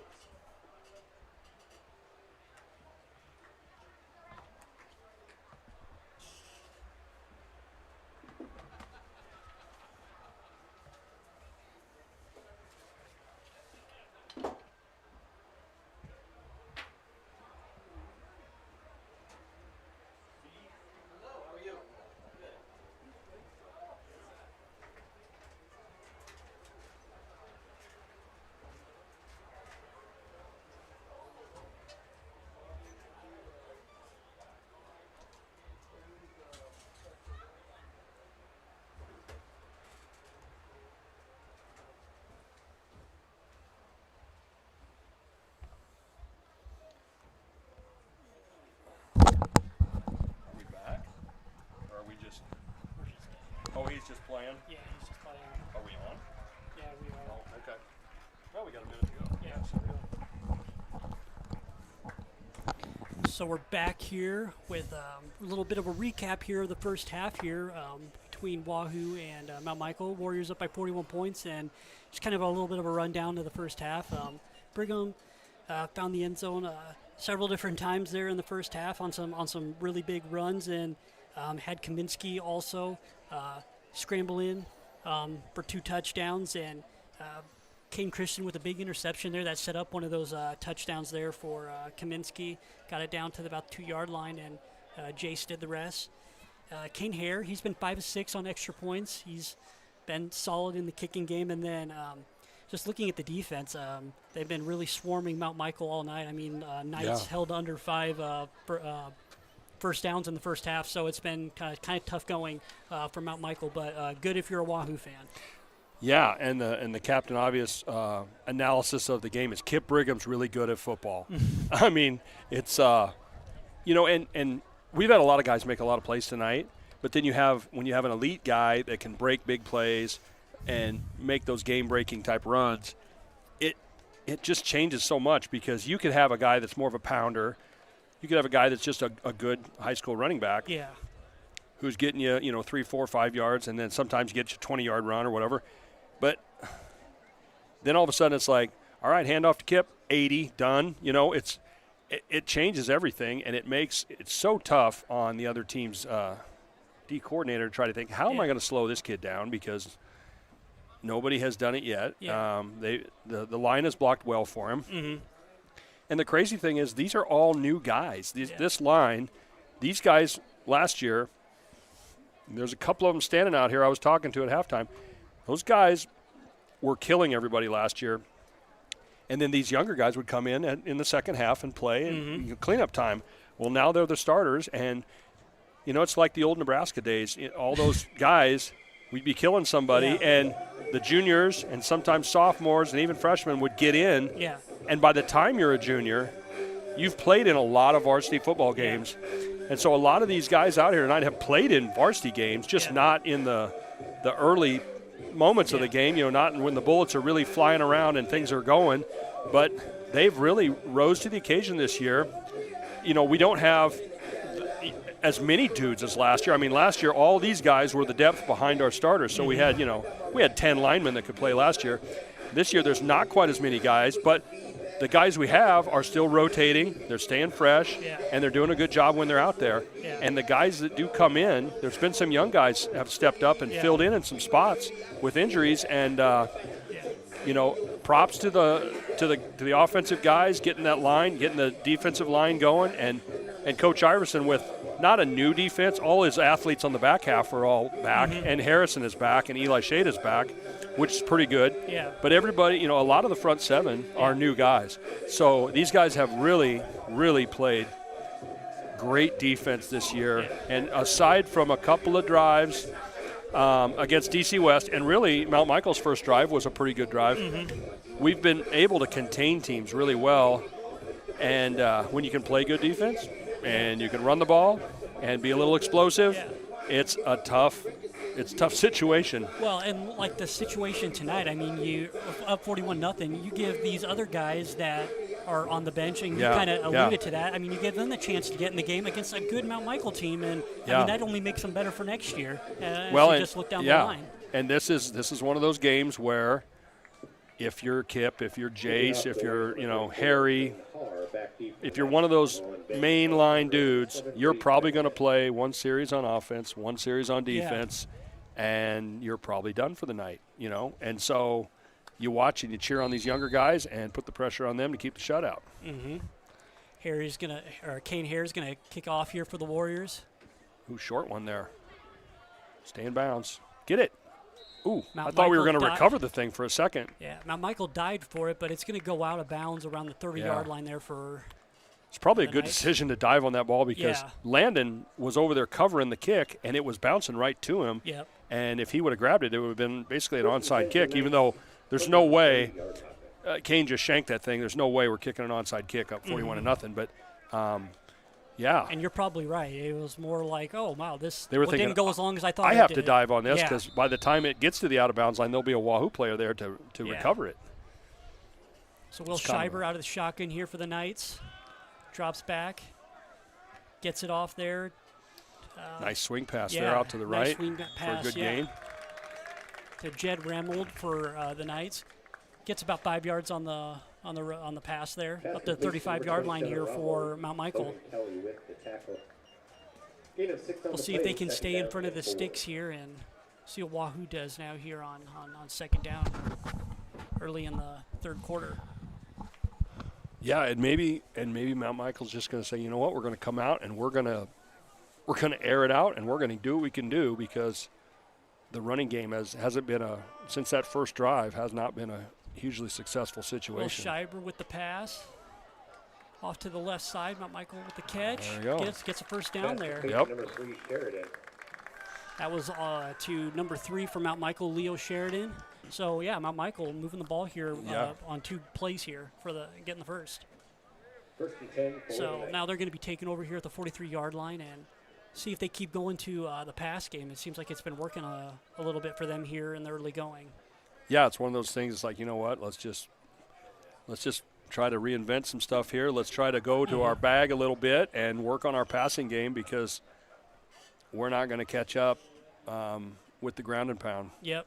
Will Schreiber, the pitch there. And that goes to Brady Quinlivan. He's their speedy little back and gets about 4.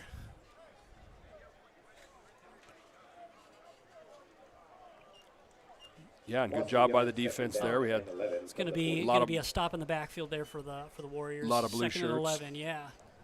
Always good when you got a lot of blue jerseys in the camera frame there. A lot of guys pursuing to the ball, making sure nobody's coming out of that pile. And you get one guy hitting him and another guy's punching at it or ripping at it or whatever. And Brody got a lot of Quinlivan out of the shotgun. He drops back. Little blitz by Grady there. Grady's chasing the quarterback down and pressured him to get rid of that ball. Good job by Grady. Grady Meyer right there. Ran a blitz, got picked up by a lineman, but then shed off the lineman and put some nice pressure on that quarterback. So Mount Michael now in a position they don't necessarily want to be in right here, 3rd and 11. See it, Wahoo comes out in.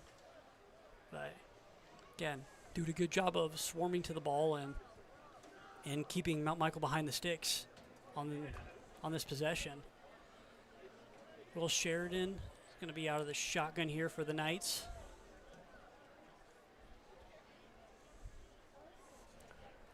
One back to the left side. Trip set over here. Sheridan's quick pass, hit to the seam. throws it in the middle.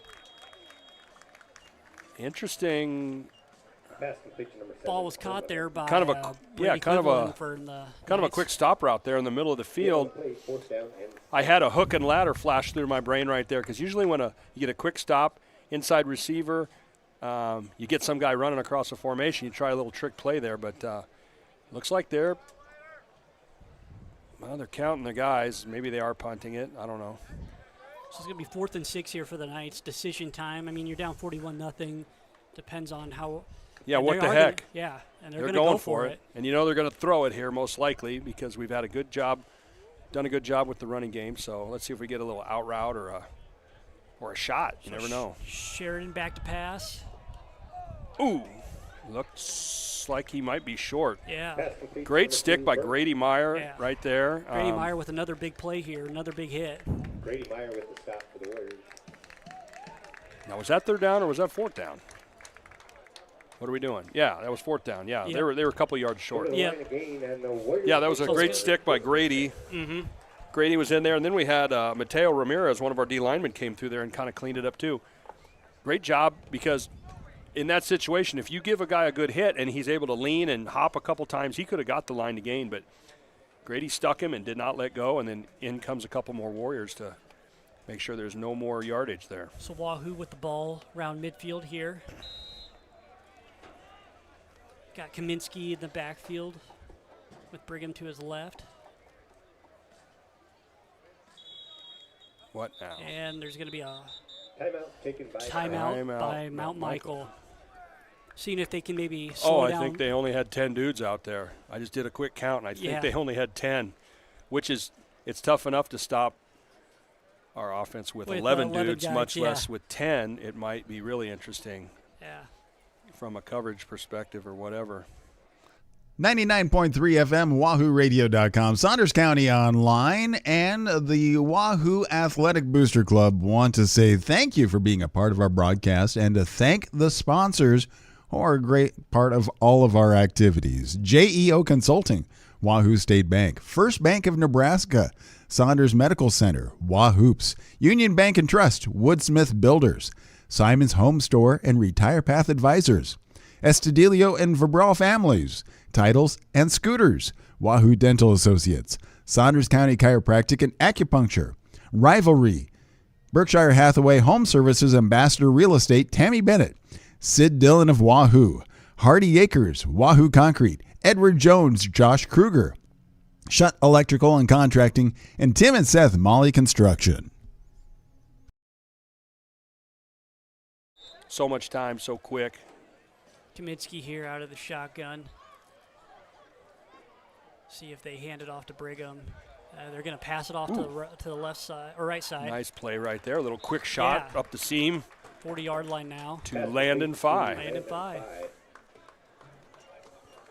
So uses his speed there to get to the other side of the field. And Wahoo now in Knights territory on the 42-yard line. Yeah, and we're kind of moving along here, almost in a tempo mode. But so Kaminsky, he's going to hand it off to Brigham there off the right side. Brigham shake, breaking, a little bake, and we got about breaking to the 25, 20 yards. Yeah, out to the 25. Again, that's just. I mean, a lot of people would be considered not even that great of a big of a play for him, but I mean, it's still 15 yards, and just keep moving the ball down the field. And you know, even though he went out of bounds, the clock runs because of the score. So it's know, it doesn't make any. You don't need to stay in bounds. You don't need to try to do anything to run the clock. You can throw the ball into the ground and it's still going to run. So it's a tough situation here. Brigham with another good kick out block right there. Good kick-out block right there, and a pancake by Jack Krieger. Oh, no, come on. Okay, we got a pancake. White hat. Didn't like Jack Krieger tipping a guy over. away from the action, even though that was the block that kicked out the in man on the line of scrimmage that Kip went off of. He continued his block and tipped the guy over, and he got a flag for it. Great block, Jack Krieger. Yeah. Too bad you got a flag for it.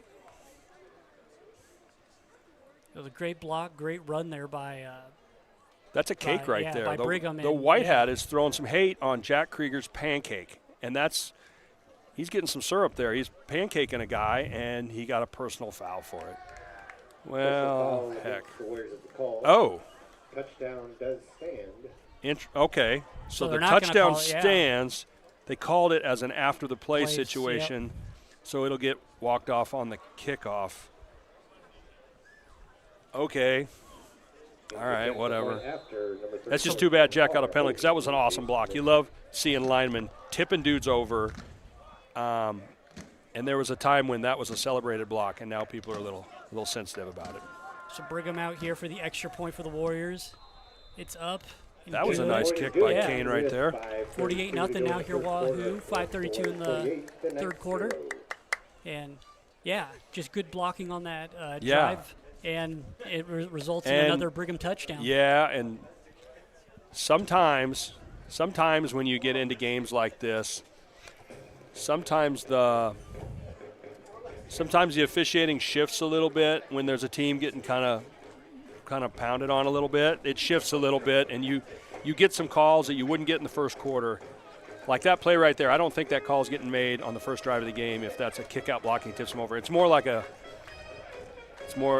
to me, this is my opinion, I'm not representing anyone official. To me, it's kind of a scoreboard situation. It's like, all right, now you're picking on these guys. You're knocking them down. You're doing all this stuff. I'm going to throw a flag on you because you're not going to score. It might not be called if it's a little closer game. Yeah, if it's 21-20, and we're trying to score in the fourth quarter, it's tougher. But might be a different situation. Yeah. I've seen it many times. Coaching here for years. I always called them scoreboard penalties because sometimes it's just like, all right, enough of this. You're going to get a flag on that. And then sometimes it goes the other way. So the team that's getting beat gets away with some stuff, and it's like, whoa, what are you doing here? That was a late hit or whatever, and they kind of swallow the whistle a little bit. But, So after the touchdown there, Wahoo's getting set up to kick with Kane Hare. Warriors out to a 48-0 lead. We got running clock here in second half. Not to be surprising, though, for Wahoo. They've had a few games with running clock this year. Yeah. Hare's set up to kick off. So we're in bad position here. We're going to give them good field position. He comes up running on the short kick there. Oh, great job, Logan. Oh no, that's not Logan.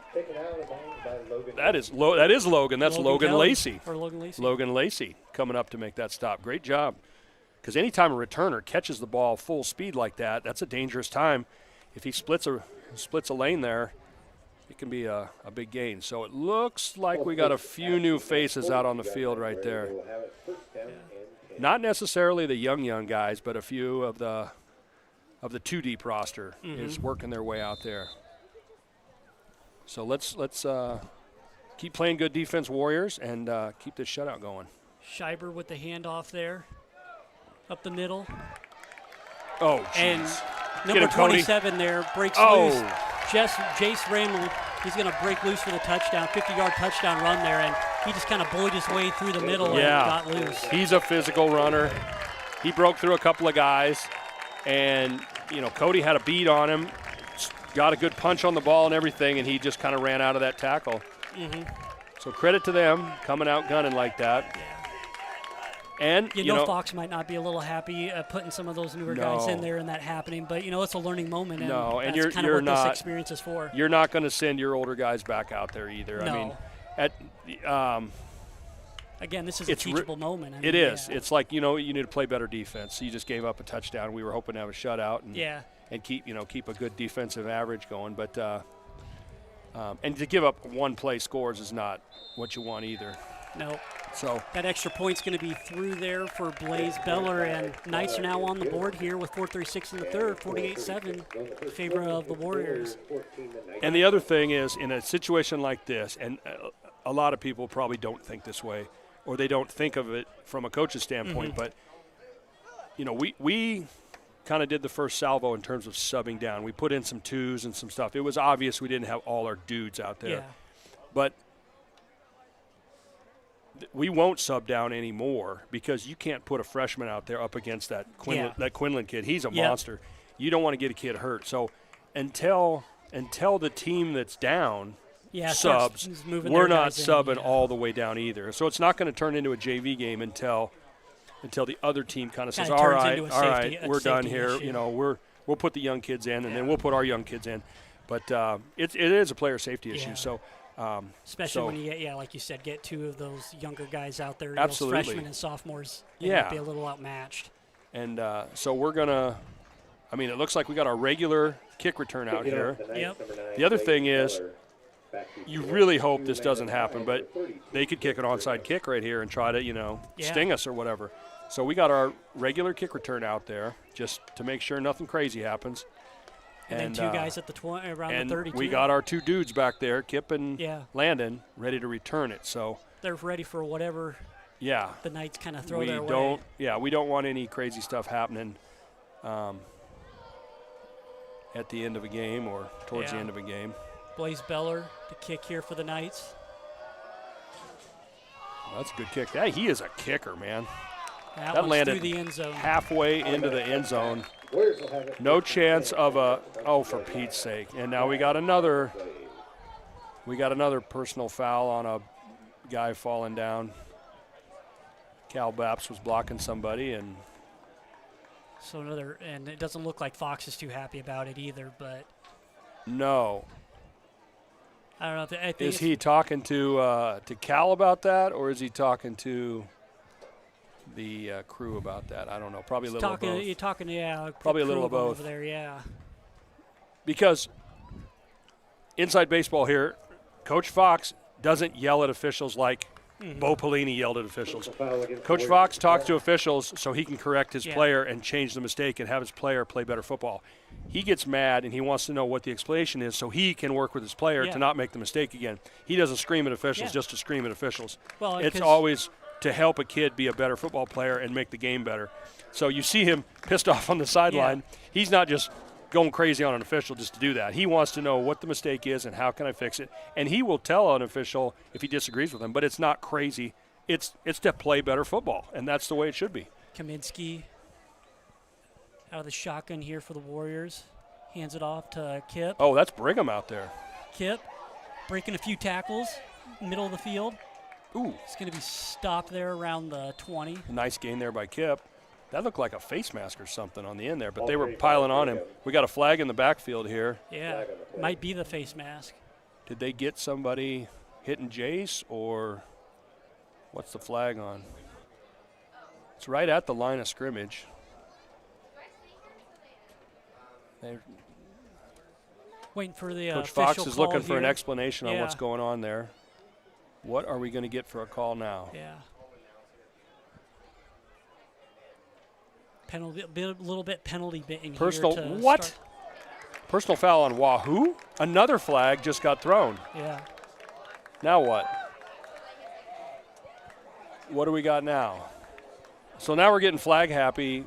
Crazy stuff's going on. So that's 4 flags. So here we have a sideline warning? A sideline warning in between a play? Okay. Well, Fox and crew got a little too excited, I guess, on that one. How do you get a sideline warning when the play's not going on? It's one thing. Sideline warning against the Warriors. First flag, personal foul against the Warriors is the second flag. So that's interesting. Kaminsky. So Wahoo, they're going to be backed up here. So now it's 1st and 6 because we got a first down, but they took 15 off for the other thing. How are they doing that? If that was a sideline warning, then it's not a penalty, it's just a warning. The second one's a 15. But then they gave us a 15 for a personal foul in the middle of a play where we scored about 20 yards. So, are they walking in? Okay, so we gained 21 yards. They walked back 15, so it's 1st and 6 basically, which is interesting. Okay. Kaminsky here out of the shotgun. He's got Brigham to his left. So we have a first and manageable. Yeah. Brigham takes the ball. There we go. Breaking loose. There we go, Kip. Run a guy over. Breaks out on that right sideline. Gets up to about the 30-yard line there for Wahoo. It's a nice run. So it looks like Coach Fox has given our older guys one more series on offense. Because, there has been times tonight where it hasn't been super clean. Yeah. Kip has been Kip, but maybe he's trying to be like, you know what? Yeah. We're late in the season. We're in the back half of the season. 4-quarter football is more and more important as we get closer into October. So maybe one more series is good for these older guys to kind of sharpen the iron a little bit. Yeah. Kaminsky out of the shotgun. Ooh. He's going to – little double handoff right there. Is that to Logan Kelly maybe? Yep, Logan Kelly. Logan Kelly with the carry. Very short, if anything, gain. Probably more of a no gain on that. Wahoo tried to be a little tricky on that, but Mount Michael was there to stop it. That's a play that's been pretty successful for us, catching teams, and that's the first time we've ran it tonight. I love that play. It's dirty. It's awesome. Caden Smart, who's sitting over here, used to run that play to perfection. It catches you off guard because you're going one way, and then all of a sudden it all comes back the other way. And they flow to Kip so much that when you come back the other way, it's tough to Kristen or Kaminsky with a big pass there. And Fox is going to pull it in. Fox just mossed a kid. That was beautiful. Great catch. Jumped over the kid and caught it over his helmet. Yeah. And unfortunately, their corner over there is not a very tall kid, but Josh will go up and high point a ball. So that's going to go for a 40-plus yard pass there. And beautiful throw and catch. Great throw by Kaminsky and even better catch by Fox. Yeah. Can't fault the defense, though, by Mount Michael. That was just an even better catch by Fox. Yeah, that was a Jimmy Joe thing there. But a great throw by Jace to put him in position to catch that. Jace with the handoff to Kip Brigham off the right side. There we go. And he's getting loose. And will he get in? No, he's going to go out around the 5-yard line. There's a nice gain right there by Kip, doing what Kip does. He gives you the inside, and then he bounces it to the outside. First and goal for the Warriors. And when it looks like a play between the tackles, and you pursue inside, and then he puts his foot in the ground and does that little jump cut, and turns on the jets, it's hard to redirect yourself. Yeah, it's hard to redirect yourself and get out there. So Wahoo now in the red zone, 1st and 10 at the 10. Kaminsky out of the shotgun. He's going to hand it. He's going to fake it. Oh, geez. Nice little pass Come on, Professor. Stiff arm. Oh. Great catch there by number 15 for Wahoo, Cody Hesser. Cody Hesser right there. It looked like Jace was getting bottled up, and he turned and he slung one out there.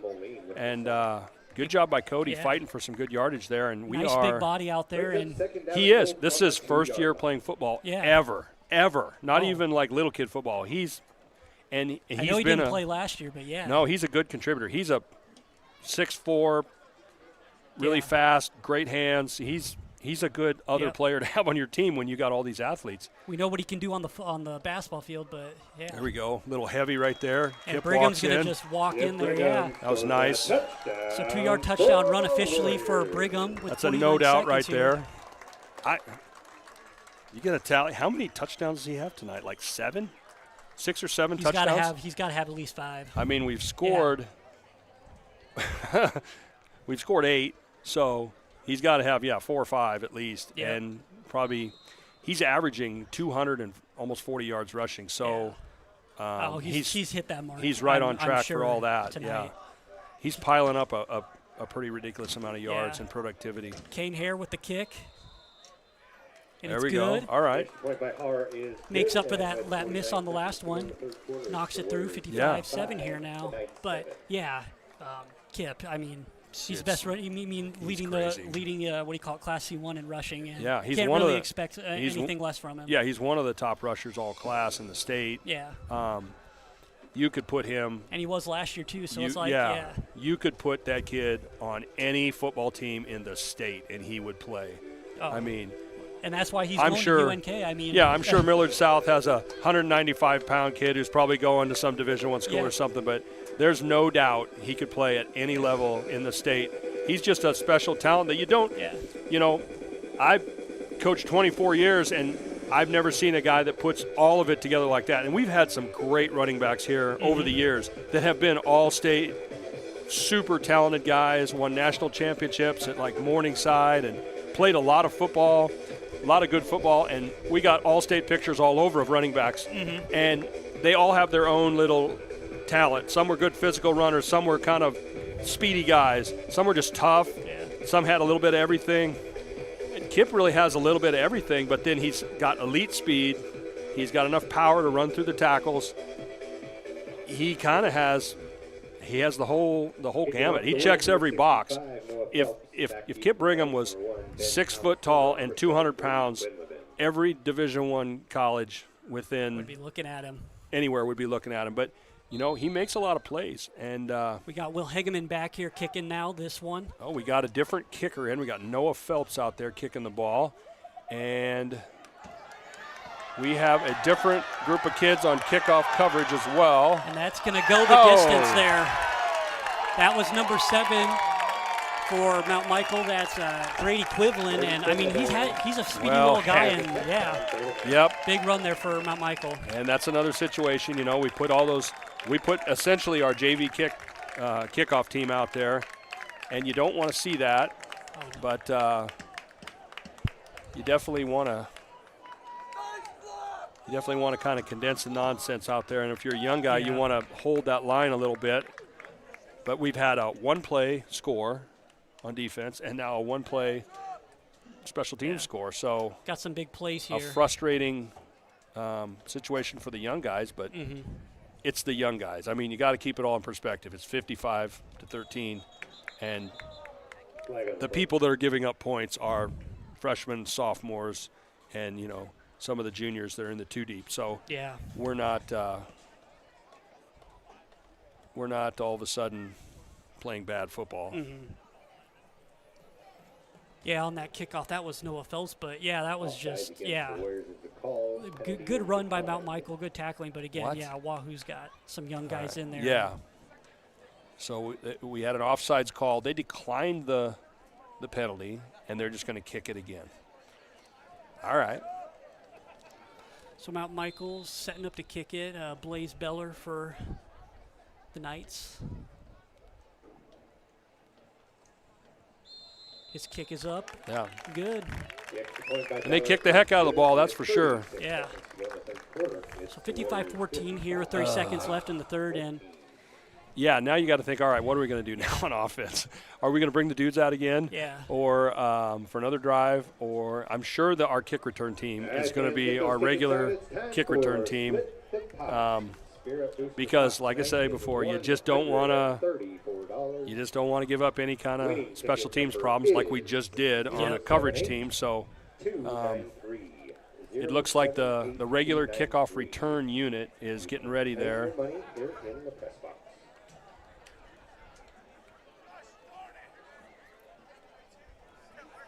But yeah, for Wahoo here, I mean, you give up 2 touchdowns in this quarter, but I mean, you got to keep it in perspective with. It's 2 plays, and it's our young guys on defense gave up to their running back who's built like a lineman. He's a tank, and their varsity offense, which I would hope that Mount Michael's varsity offense would be able to do some things against our younger guys. But at the same time, you're kind of like, hey, younger guys, let's step up and let's make some plays here and put yourself on film.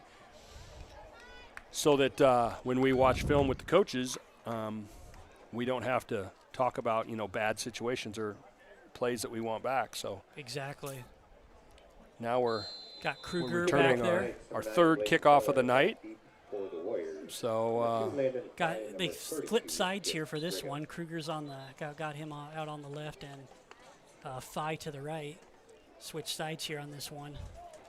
Yeah, and sometimes if it's like, all right, Brigham's always lining up over here, so we're going to kick it over there, then those guys will switch, and then that's kind of the chess match. Looks like we got some of that wind that they're forecasting starting to show up.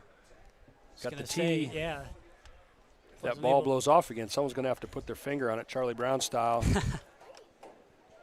But Beller back to boot this for the Knights. Got Brigham and Phi ready to return. And Phi's going to return this one. Uh-oh. And he might be gone. Ooh. Boy, he had a lane, and he was starting to turn the Jets on there. And their safeties caught it. Otherwise, he was gone. Yep. Had one guy to beat, and that one guy got him. Looks like we have a player that might be. No, he's okay. He was over on our sideline shaking up, but it looks like he's okay.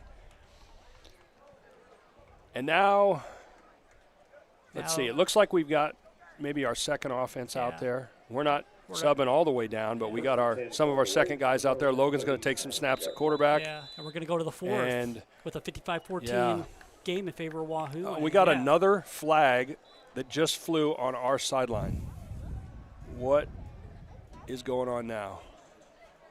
In between the quarter, we got another flag popping up over there. I don't know if it was a sideline situation or whatever. And that is the end of the third quarter. Your score is the Warriors. So that'll probably be tacked on here to start the fourth, but 99.3 FM, WahooRadio.com, Saunders County Online, and the Wahoo Athletic Booster Club want to say thank you for being a part of our broadcast and to thank the sponsors who are a great part of all of our activities. JEO Consulting, Wahoo State Bank, First Bank of Nebraska, Saunders Medical Center, Wahoops, Union Bank and Trust, Woodsmith Builders, Simon's Home Store and Retire Path Advisors, Estudillo and Verbral Families, Titles and Scooters, Wahoo Dental Associates, Saunders County Chiropractic and Acupuncture, Rivalry, Berkshire Hathaway Home Services Ambassador Real Estate Tammy Bennett, Sid Dillon of Wahoo, Hardy Acres, Wahoo Concrete, Edward Jones, Josh Kruger,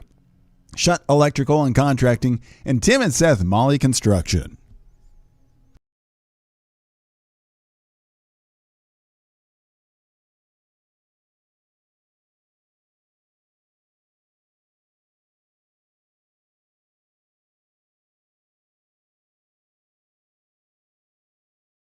Mm-hmm.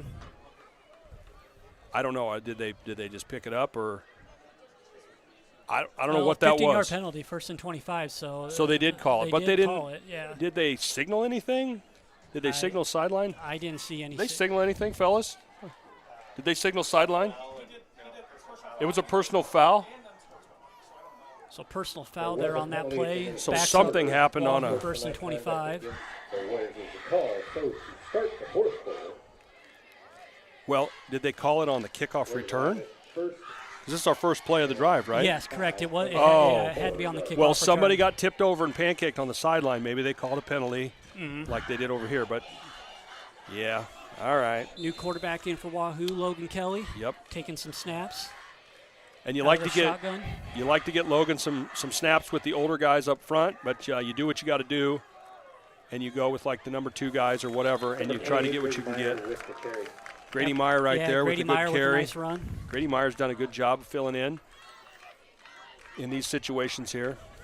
Be some good snaps here in this fourth quarter to see what the kind of the second offense can do against a good solid Mount Michael defense. Yeah. And I mean the Knights might start subbing in some of their backups now here too. Yeah, at a certain point you should start seeing, because if you're Mount Michael, you don't want guys getting hurt either, because they got a lot of football left to be played. They're going to be a playoff team. Yep. And they don't want guys going down. Don't want to ruin your chances in the fourth quarter of a blowout game. Good run there. Good hard run by Grady. By Grady Meyer. Yeah. Meyer the ball carrier. So the senior kind of getting some touches here in the fourth. Yeah, good job by Grady. Grady plays a lot of defense. And he's had a good night on defense. Yeah. And he's filling in there on offense when he can. 3rd and long from the 35-yard line. And he's been a good playmaker for us. He's put on about 30 pounds this year. It's crazy. He was always a smaller stature dude, wrestling lighter weights. Yep. And he put on a bunch of weight this summer, and he looks like a whole different kid. And now he's a physical player, linebacker, good runner, strong runner. So Logan Kelly here out of the shotgun. Grady Meyer to his left. Kelly's throw. Oh. It's going to be up. And almost picked off almost there by picked my off. Michael. Going for Landon Glock up the seam there. Yep. That was Nate Oldenhaft for Mount Michael that almost had the pick there. Just hit him in the hands and dropped it. But, just a little bit of an overthrow there by Kelly. But right decision, though. He was open. Yep, looks like we're punting here. We got Noah Phelps back to punt. So this is another situation. Yeah. You got basically your young punt team out there. And he's had a kickoff already, so this will be his first punt. Yeah. Let's get a good kick here, fellas, and get down the field and cover this. So Phelps waits for the snap. Now, Michael, they still got their starting returner back there with Brady Quivlin. So looks like we got a timeout. Something wasn't right there on the punt formation. So we'll take a timeout there, yeah. Things get a little hairy in this situation at the end of games because you're trying to get kids in, you're trying to get them lined up right, and kids are excited. Everybody's hyped up. Yeah. And sometimes, you know, the right tackle forgets going on punt, or maybe the wrong guy lines up in a wrong situation. You're just looking at it going, they're going to block this if we don't fix this. So you got to call a timeout, fix it, coach the kids up, make sure they're doing things right, and get this punt off. Yeah. Of all the formations you run in a game, probably important is an interesting word to say, but if you screw up a punt and you get a punt blocked, that can be a game-changing situation in a big game. Now, it's not going to change this outcome, but we don't want to give up any crazy stuff by not correctly protecting a punter and covering the punt. So after giving up a kickoff return, and they got their dude back there, number 7, who's a burner. Quivlin, we got to get all these kids coached up, fan out, get in your lanes. Nobody's getting through up front. Get your man blocked. Looks like they're kind of coming after it. So Noah with a punt there. Okay, now get down there, Warriors, and cover this punt. And that's going to go out around the 35-yard line. Nothing wrong with that. Yeah. No punt return on that one. So now we got the defense coming out, and let's now the young guys get a chance to make up for that last one. Yeah. We definitely don't want to give up another long play. And it looks like Quinlan's coming out, so maybe they're resting their older guys now. Yep. And I see a bunch of little like a dudes. New quarterback, yeah. I see a bunch of little dudes following the coach around, probably running plays in. So we might be to that point in the game where try to get some kids some playing time, try to get them on the field. So Mount Michael now here out of the shotgun. The handoff up the middle. Get about maybe a yard, if that.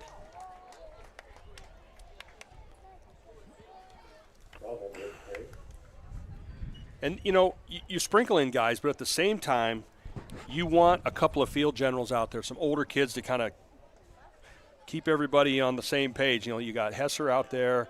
He's a senior. You've got Cal Bapst out there playing safety. He's a senior. You definitely want them to keep the bad, crazy stuff from happening. So you're lining people up. You're making sure everybody's got the coverage right. You're telling linebackers where they need to be. And you're not just throwing all the young guys out there. Now Michael looking ready to throw it. Toss off to the left side. That's a good run there by number 27 there, Jace Ramold for the Knights.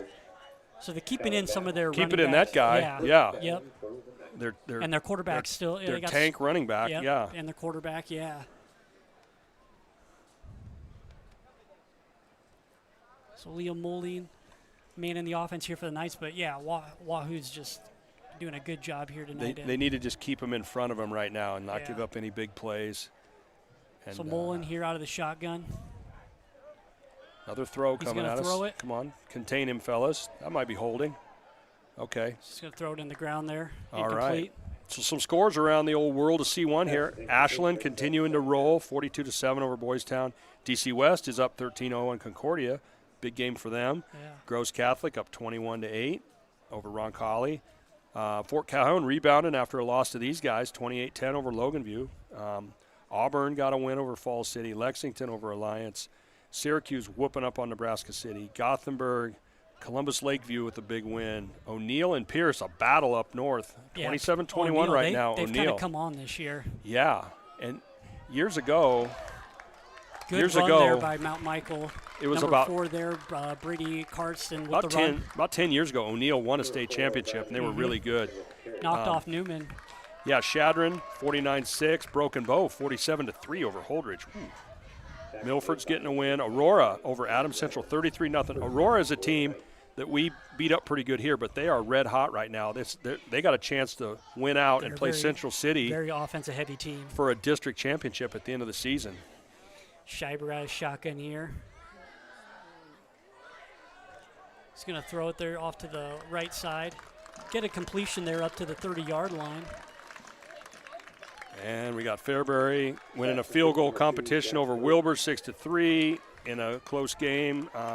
Brownell Talbot and Louisville tied at 14, and Sydney 21-0 over Ogallala. Sydney's another team. Yep. They always have athletes out there.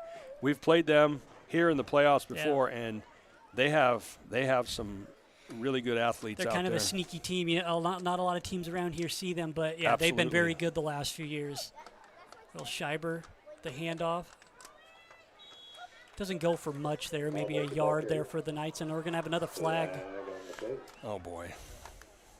You hate to see late flags for silly stuff, but if it's a face mask, trying to be aggressive, young kid trying to make a play or holding, that's one thing. But the 15 stuff is, you don't want a lot of those coming out. That's not the kind of clean football you want to play. I don't know who's it on here. We're going to find out, I guess, in a second. But I'm interested. I'm surprised to see Mount Michael playing so many of their starters still. But I mean, you look at their sideline; they've got some pretty small guys, and they don't. It have might be just unsportsmanlike on us.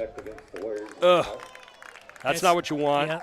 So it's going to go against Wahoo there, and they built a high school over here on top of the hill we used to practice on. So they cut the hill out, put a high school there. My shop is like 10 feet underground 2 years ago, but. There's a small hill over there, and I'm guessing there's going to be some running based on these 15-yard penalties because this is just not the type of football we want to play. It's unforced errors, and we're giving them free yardage. Schreiber there with the handoff. We just don't want to give up 15-yard chunk plays because of things we can control. That was a good stop there by the Warriors. Stopped them for nothing. Yeah. We got a lot of young faces out there. I see Brody Milliken, a freshman, out there. Joey Kelly, another freshman. The two safeties are both freshmen. Some very up-and-coming names you'll hear a lot of in the future. And so we've got a corner over here that's a freshman, Lane Peterson. We've got Landon Glock, a sophomore, playing D-end. Micah Hardy. A lot of new faces out there. Handoff there for Mount Michael, and they're going to bounce it out to the left side. And they're going to rumble it in there for a touchdown, and that's their big. That's their starting running back. Jed Ramold, I mean, the just big boy. plowing over guys. But again, and he's running over 140-pound ninth graders.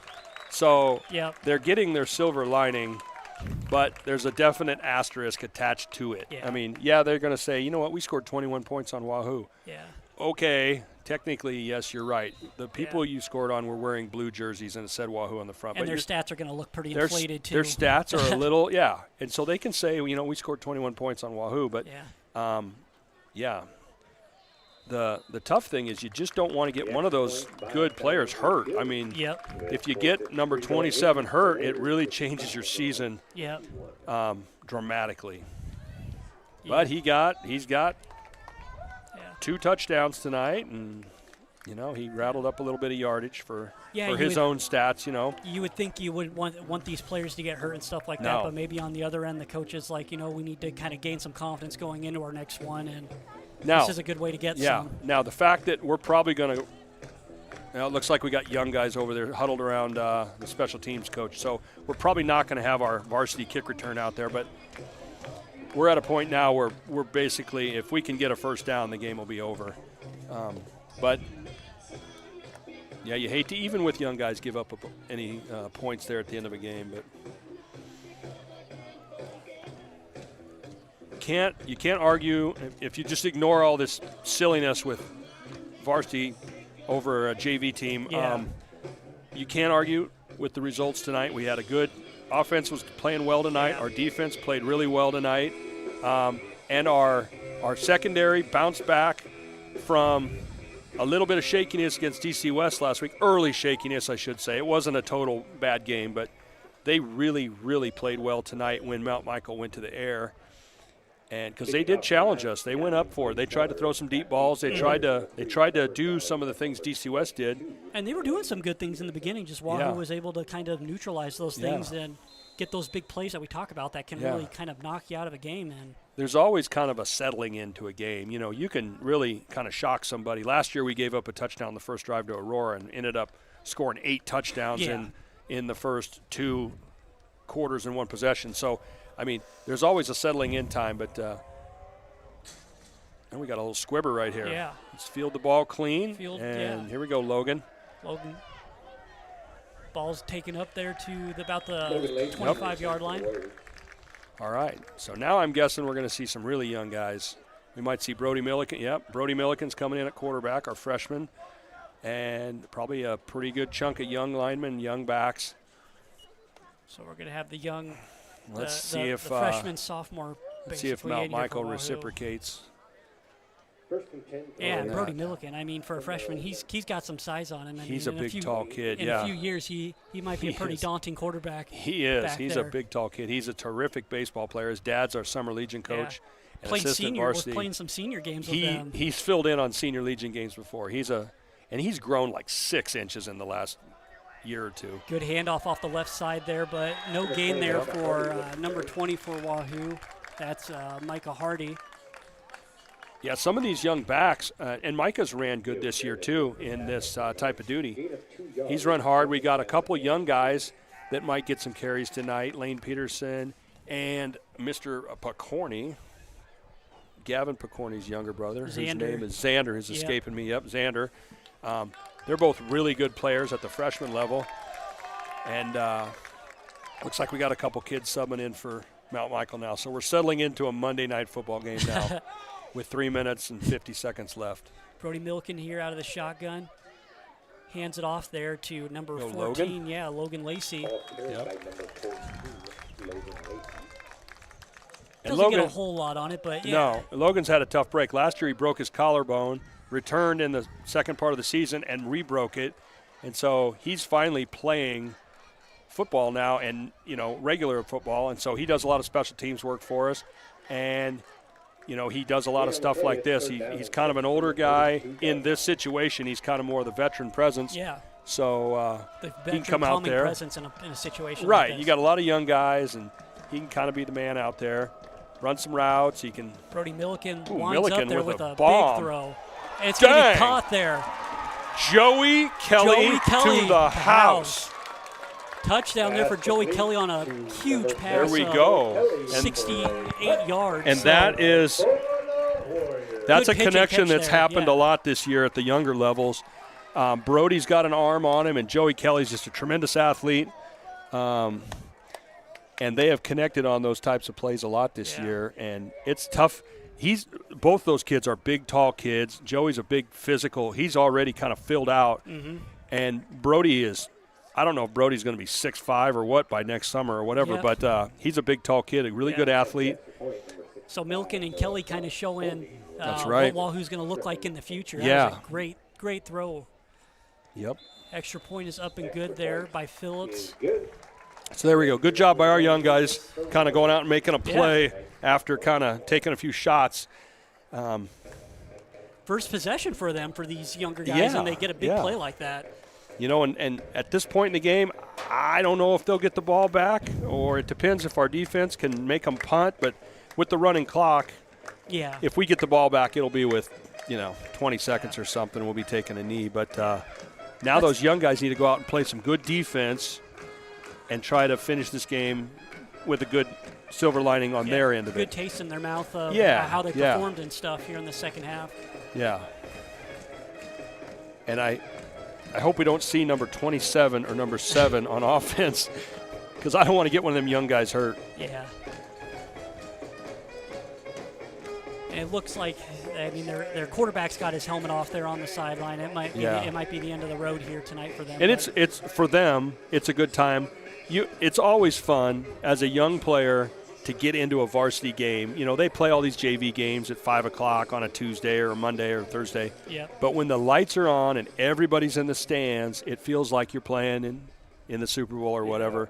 Friday night football, you can say, I got in, I played, call your grandma, say, I got a tackle tonight, Yeah. It's where you build for the future. Yeah. You really get these kids playing at a young age, and you're building for next year and the year after that. Ben Alejandro with the return there for Mount Michael. Cuts it up, goes to the left. And good return here up to about the 35-yard line. Careful. And another flag. Yep. You saw that coming. It was just Quentin Bapst, younger brother of Cal Bapst, a special teams expert, hit a kid hard on the sideline, and out comes the yellow flag. It's been a little bit of that here in the second half. Just I don't know. I don't know if it's chippy out there, but there are definitely some aggressive penalties or unforced just errors. Some young mistakes.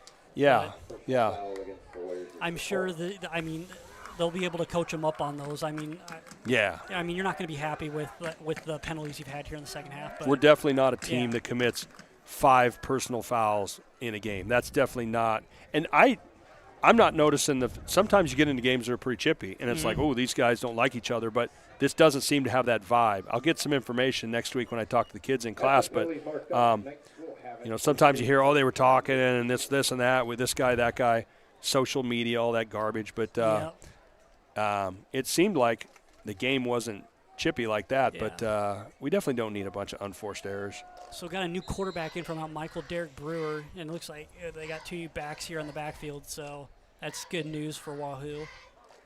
Brewer handoff is up the middle. Well, some of these kids, we play Mount Michael in JV every year, so either they've played them already or they're going to play them, and so might be like the JV game. This is one. Yeah, they're going to have like a series here because we'll see these guys again on a Monday night. Yeah. We've always played them in JV, and it's been good for both teams. So now we're just playing a little extra. Yep. A little bit of JV football right now. That's right. Put yourself on film, boys, and let's get the coach's attention by making some plays at the end of a game, hustling, give yourself a chance to maybe get on the field sometime. Brewer with the pitch there off to the right side, and decent run. Nice hit by Logan Lacey over there, right on the edge. They're getting closer to that 45, probably around the 47. Yeah. And there's a chunk of names on this field that you're going to hear a lot from next year. Guys like Landon Glock, Logan Lacey, Brody Milliken, Joey Kelly, Reed Nicely, Xander Percorni, all these guys. There's going to be a lot of sophomores because we have a big senior class. Well, exactly. There's a lot of seniors out there right now starting. So you see a lot of young guys get opportunities after one of those really good classes go. And that was, these guys, our seniors as sophomores, came in and made a lot of plays. So Brewer here out of the shotgun for the Knights. Drops back to pass. Come on. Rolls to the left, and he gets out of it. He's eventually going to get stopped there. And a couple guys almost had a sack. He just kind of ran through some tackles and got out there. It was almost kind of like shoelace tackled there. Yeah. So we got 4th and 7, and the clock is running at 45 seconds. Yeah. So they're going to have to run a play of some sort, depending on when the referee does his ready for play. This might just be the end of it. So we got 20 seconds here left on the clock, and just overall, I mean, it's been a pretty good game here for Wahoo tonight. I mean, first half was very dominant. I mean, there were some moments in the second half, but I mean, they took care of business in the first half like they needed to. Yeah, you throw away garbage time and weird penalties and all that, and you just look at varsity on varsity. It was really a good showing by the Warriors. And now they kind of focus to Logan View next week, they're 2-3 right now in a competitive game right now. Yeah, it's I'm not sure who Logan View was playing tonight. I'm pretty sure I read their score off earlier. I should have paid attention to my own self. But, it's a team that we're going to go up there. It's a team we've had some success with in recent time. But I don't think anybody's around here has really played them yet this year either. No, we're all in district play right now. So everybody that's playing them are, the teams like Mount Michael's played them already. I'm trying to think who is playing them tonight. Fort Calhoun's playing them tonight and getting after them pretty good, 35-10. So they'll probably come in with a 2-4 record, and they'll be, it'll be a game where everyone's going to say, this is just a walk in the park. And I said the same thing last week. You can say it's not a big game, but try losing a game like that, and you'll find out that it's a big game. But so the goal, and really this time of year with these types of games happening, you don't want complacency. Yeah. You're winning games. You're beating people by a lot. You Nice stick there by Kane Haar, the kicker. And that's going to be But be it for us. It's more about us than it is about the other team right now. Mm-hmm. You get into the semifinals, and then it is about the other team, and we got to make sure we know what we're doing. But right now, we are focused on us. Let's get better from our standpoint, and the other guy will take care of the other guy. It won't be as big a deal. And John, and Coach Fox, he's never going to take a team lightly. I mean, they're going to prepare for Logan View. No, there's just like it was Mount Michael. There's no such, yeah, they're going to. I mean, these guys are 7 days a week because I did it for 16 years. They're going to be breaking down Logan View tomorrow. They're going to be meeting as a staff Sunday night, evaluating themselves first, and then evaluating the opponent on Sunday night. And when kids show up Monday morning, there will be a game plan to beat Logan View, Scribner-Snyder, and that's the focus. It's not, this game next week because we got Logan View, we got Concordia, two teams that, we'll be heavy favorites in, but that doesn't make any difference. Mm-hmm. You're going to play them like they're the number one team in the state. Yep. And especially as you get closer to playoffs right. and stuff like that. And then the last game of the year, we finish with Concordia, but Fort Calhoun's the second to last game of the year, which is probably going to be a determining game for our district. And the winner of a district automatically qualifies for the playoffs. Yeah. Now, we don't have to worry probably about qualifying for the playoffs, but there's no way we're not going to want to win the district. Oh, yeah. You don't want to backdoor your way into the state playoffs. Coach Fox will never accept that. So, and especially when you get that first round now, I mean, you get the home field advantage the entire playoffs. I mean, that's huge. Really the goal is, and I don't know if we've ever had this, because we definitely weren't the number one seed last year. Yeah. We were like the 4 or 3 or something. Yeah. And in 19, we weren't the number one seed. We have a chance. I think if we win out, we have a chance to be the top seed, which is a pretty special thing, but it also gives you an advantage. You want to be 1 or 2 so you don't have to leave your home stadium. Yeah. And so from Halloween to Thanksgiving, the longest drive we have to make is if we would go to Lincoln. Yeah. Because we'll be right here every Friday night, which is a huge advantage. If Sydney's got to come out here, or we've had Mitchell out here before. Yeah. I mean, you drive clear across the state to play a high school football game. Yeah. It's Broken Bow. Yep. It's tough, and it's a built-in advantage, but it rewards a team who's gone through the battles all season, and they've earned that. They've earned that upper seed, and so you really. On top.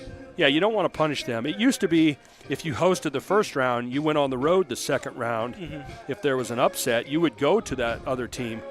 But it's kind of like, what? Are we rewarding a good regular season? No, we're not. So So they changed that. So high seed hosts all the way to the finals, and it's a good situation because if you're the top seed, you deserve to host a playoff game until you get beat because you've earned it. You really have.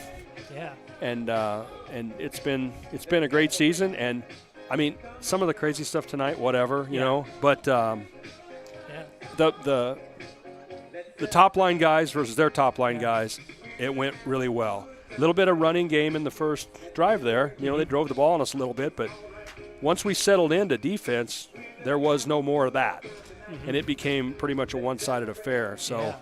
Wahoo with the big win here tonight. Big 40-point win here. I mean, a lot of Brigham, a lot of Kamitsky, and Warriors get the big win, move on to Logan View next week. That game will be in Hooper, and that'll be it for our coverage here on Saunders County Online. I'm Alex Eller along with John Herrera doing color for us. Thanks for doing that again here tonight. And Alex, you know what it is? It's a great, I say this every week, it's a great day to be a Warrior, Alex. It is. Let's go. Thanks for coming up and doing the game, man. Yeah, thank you. All right.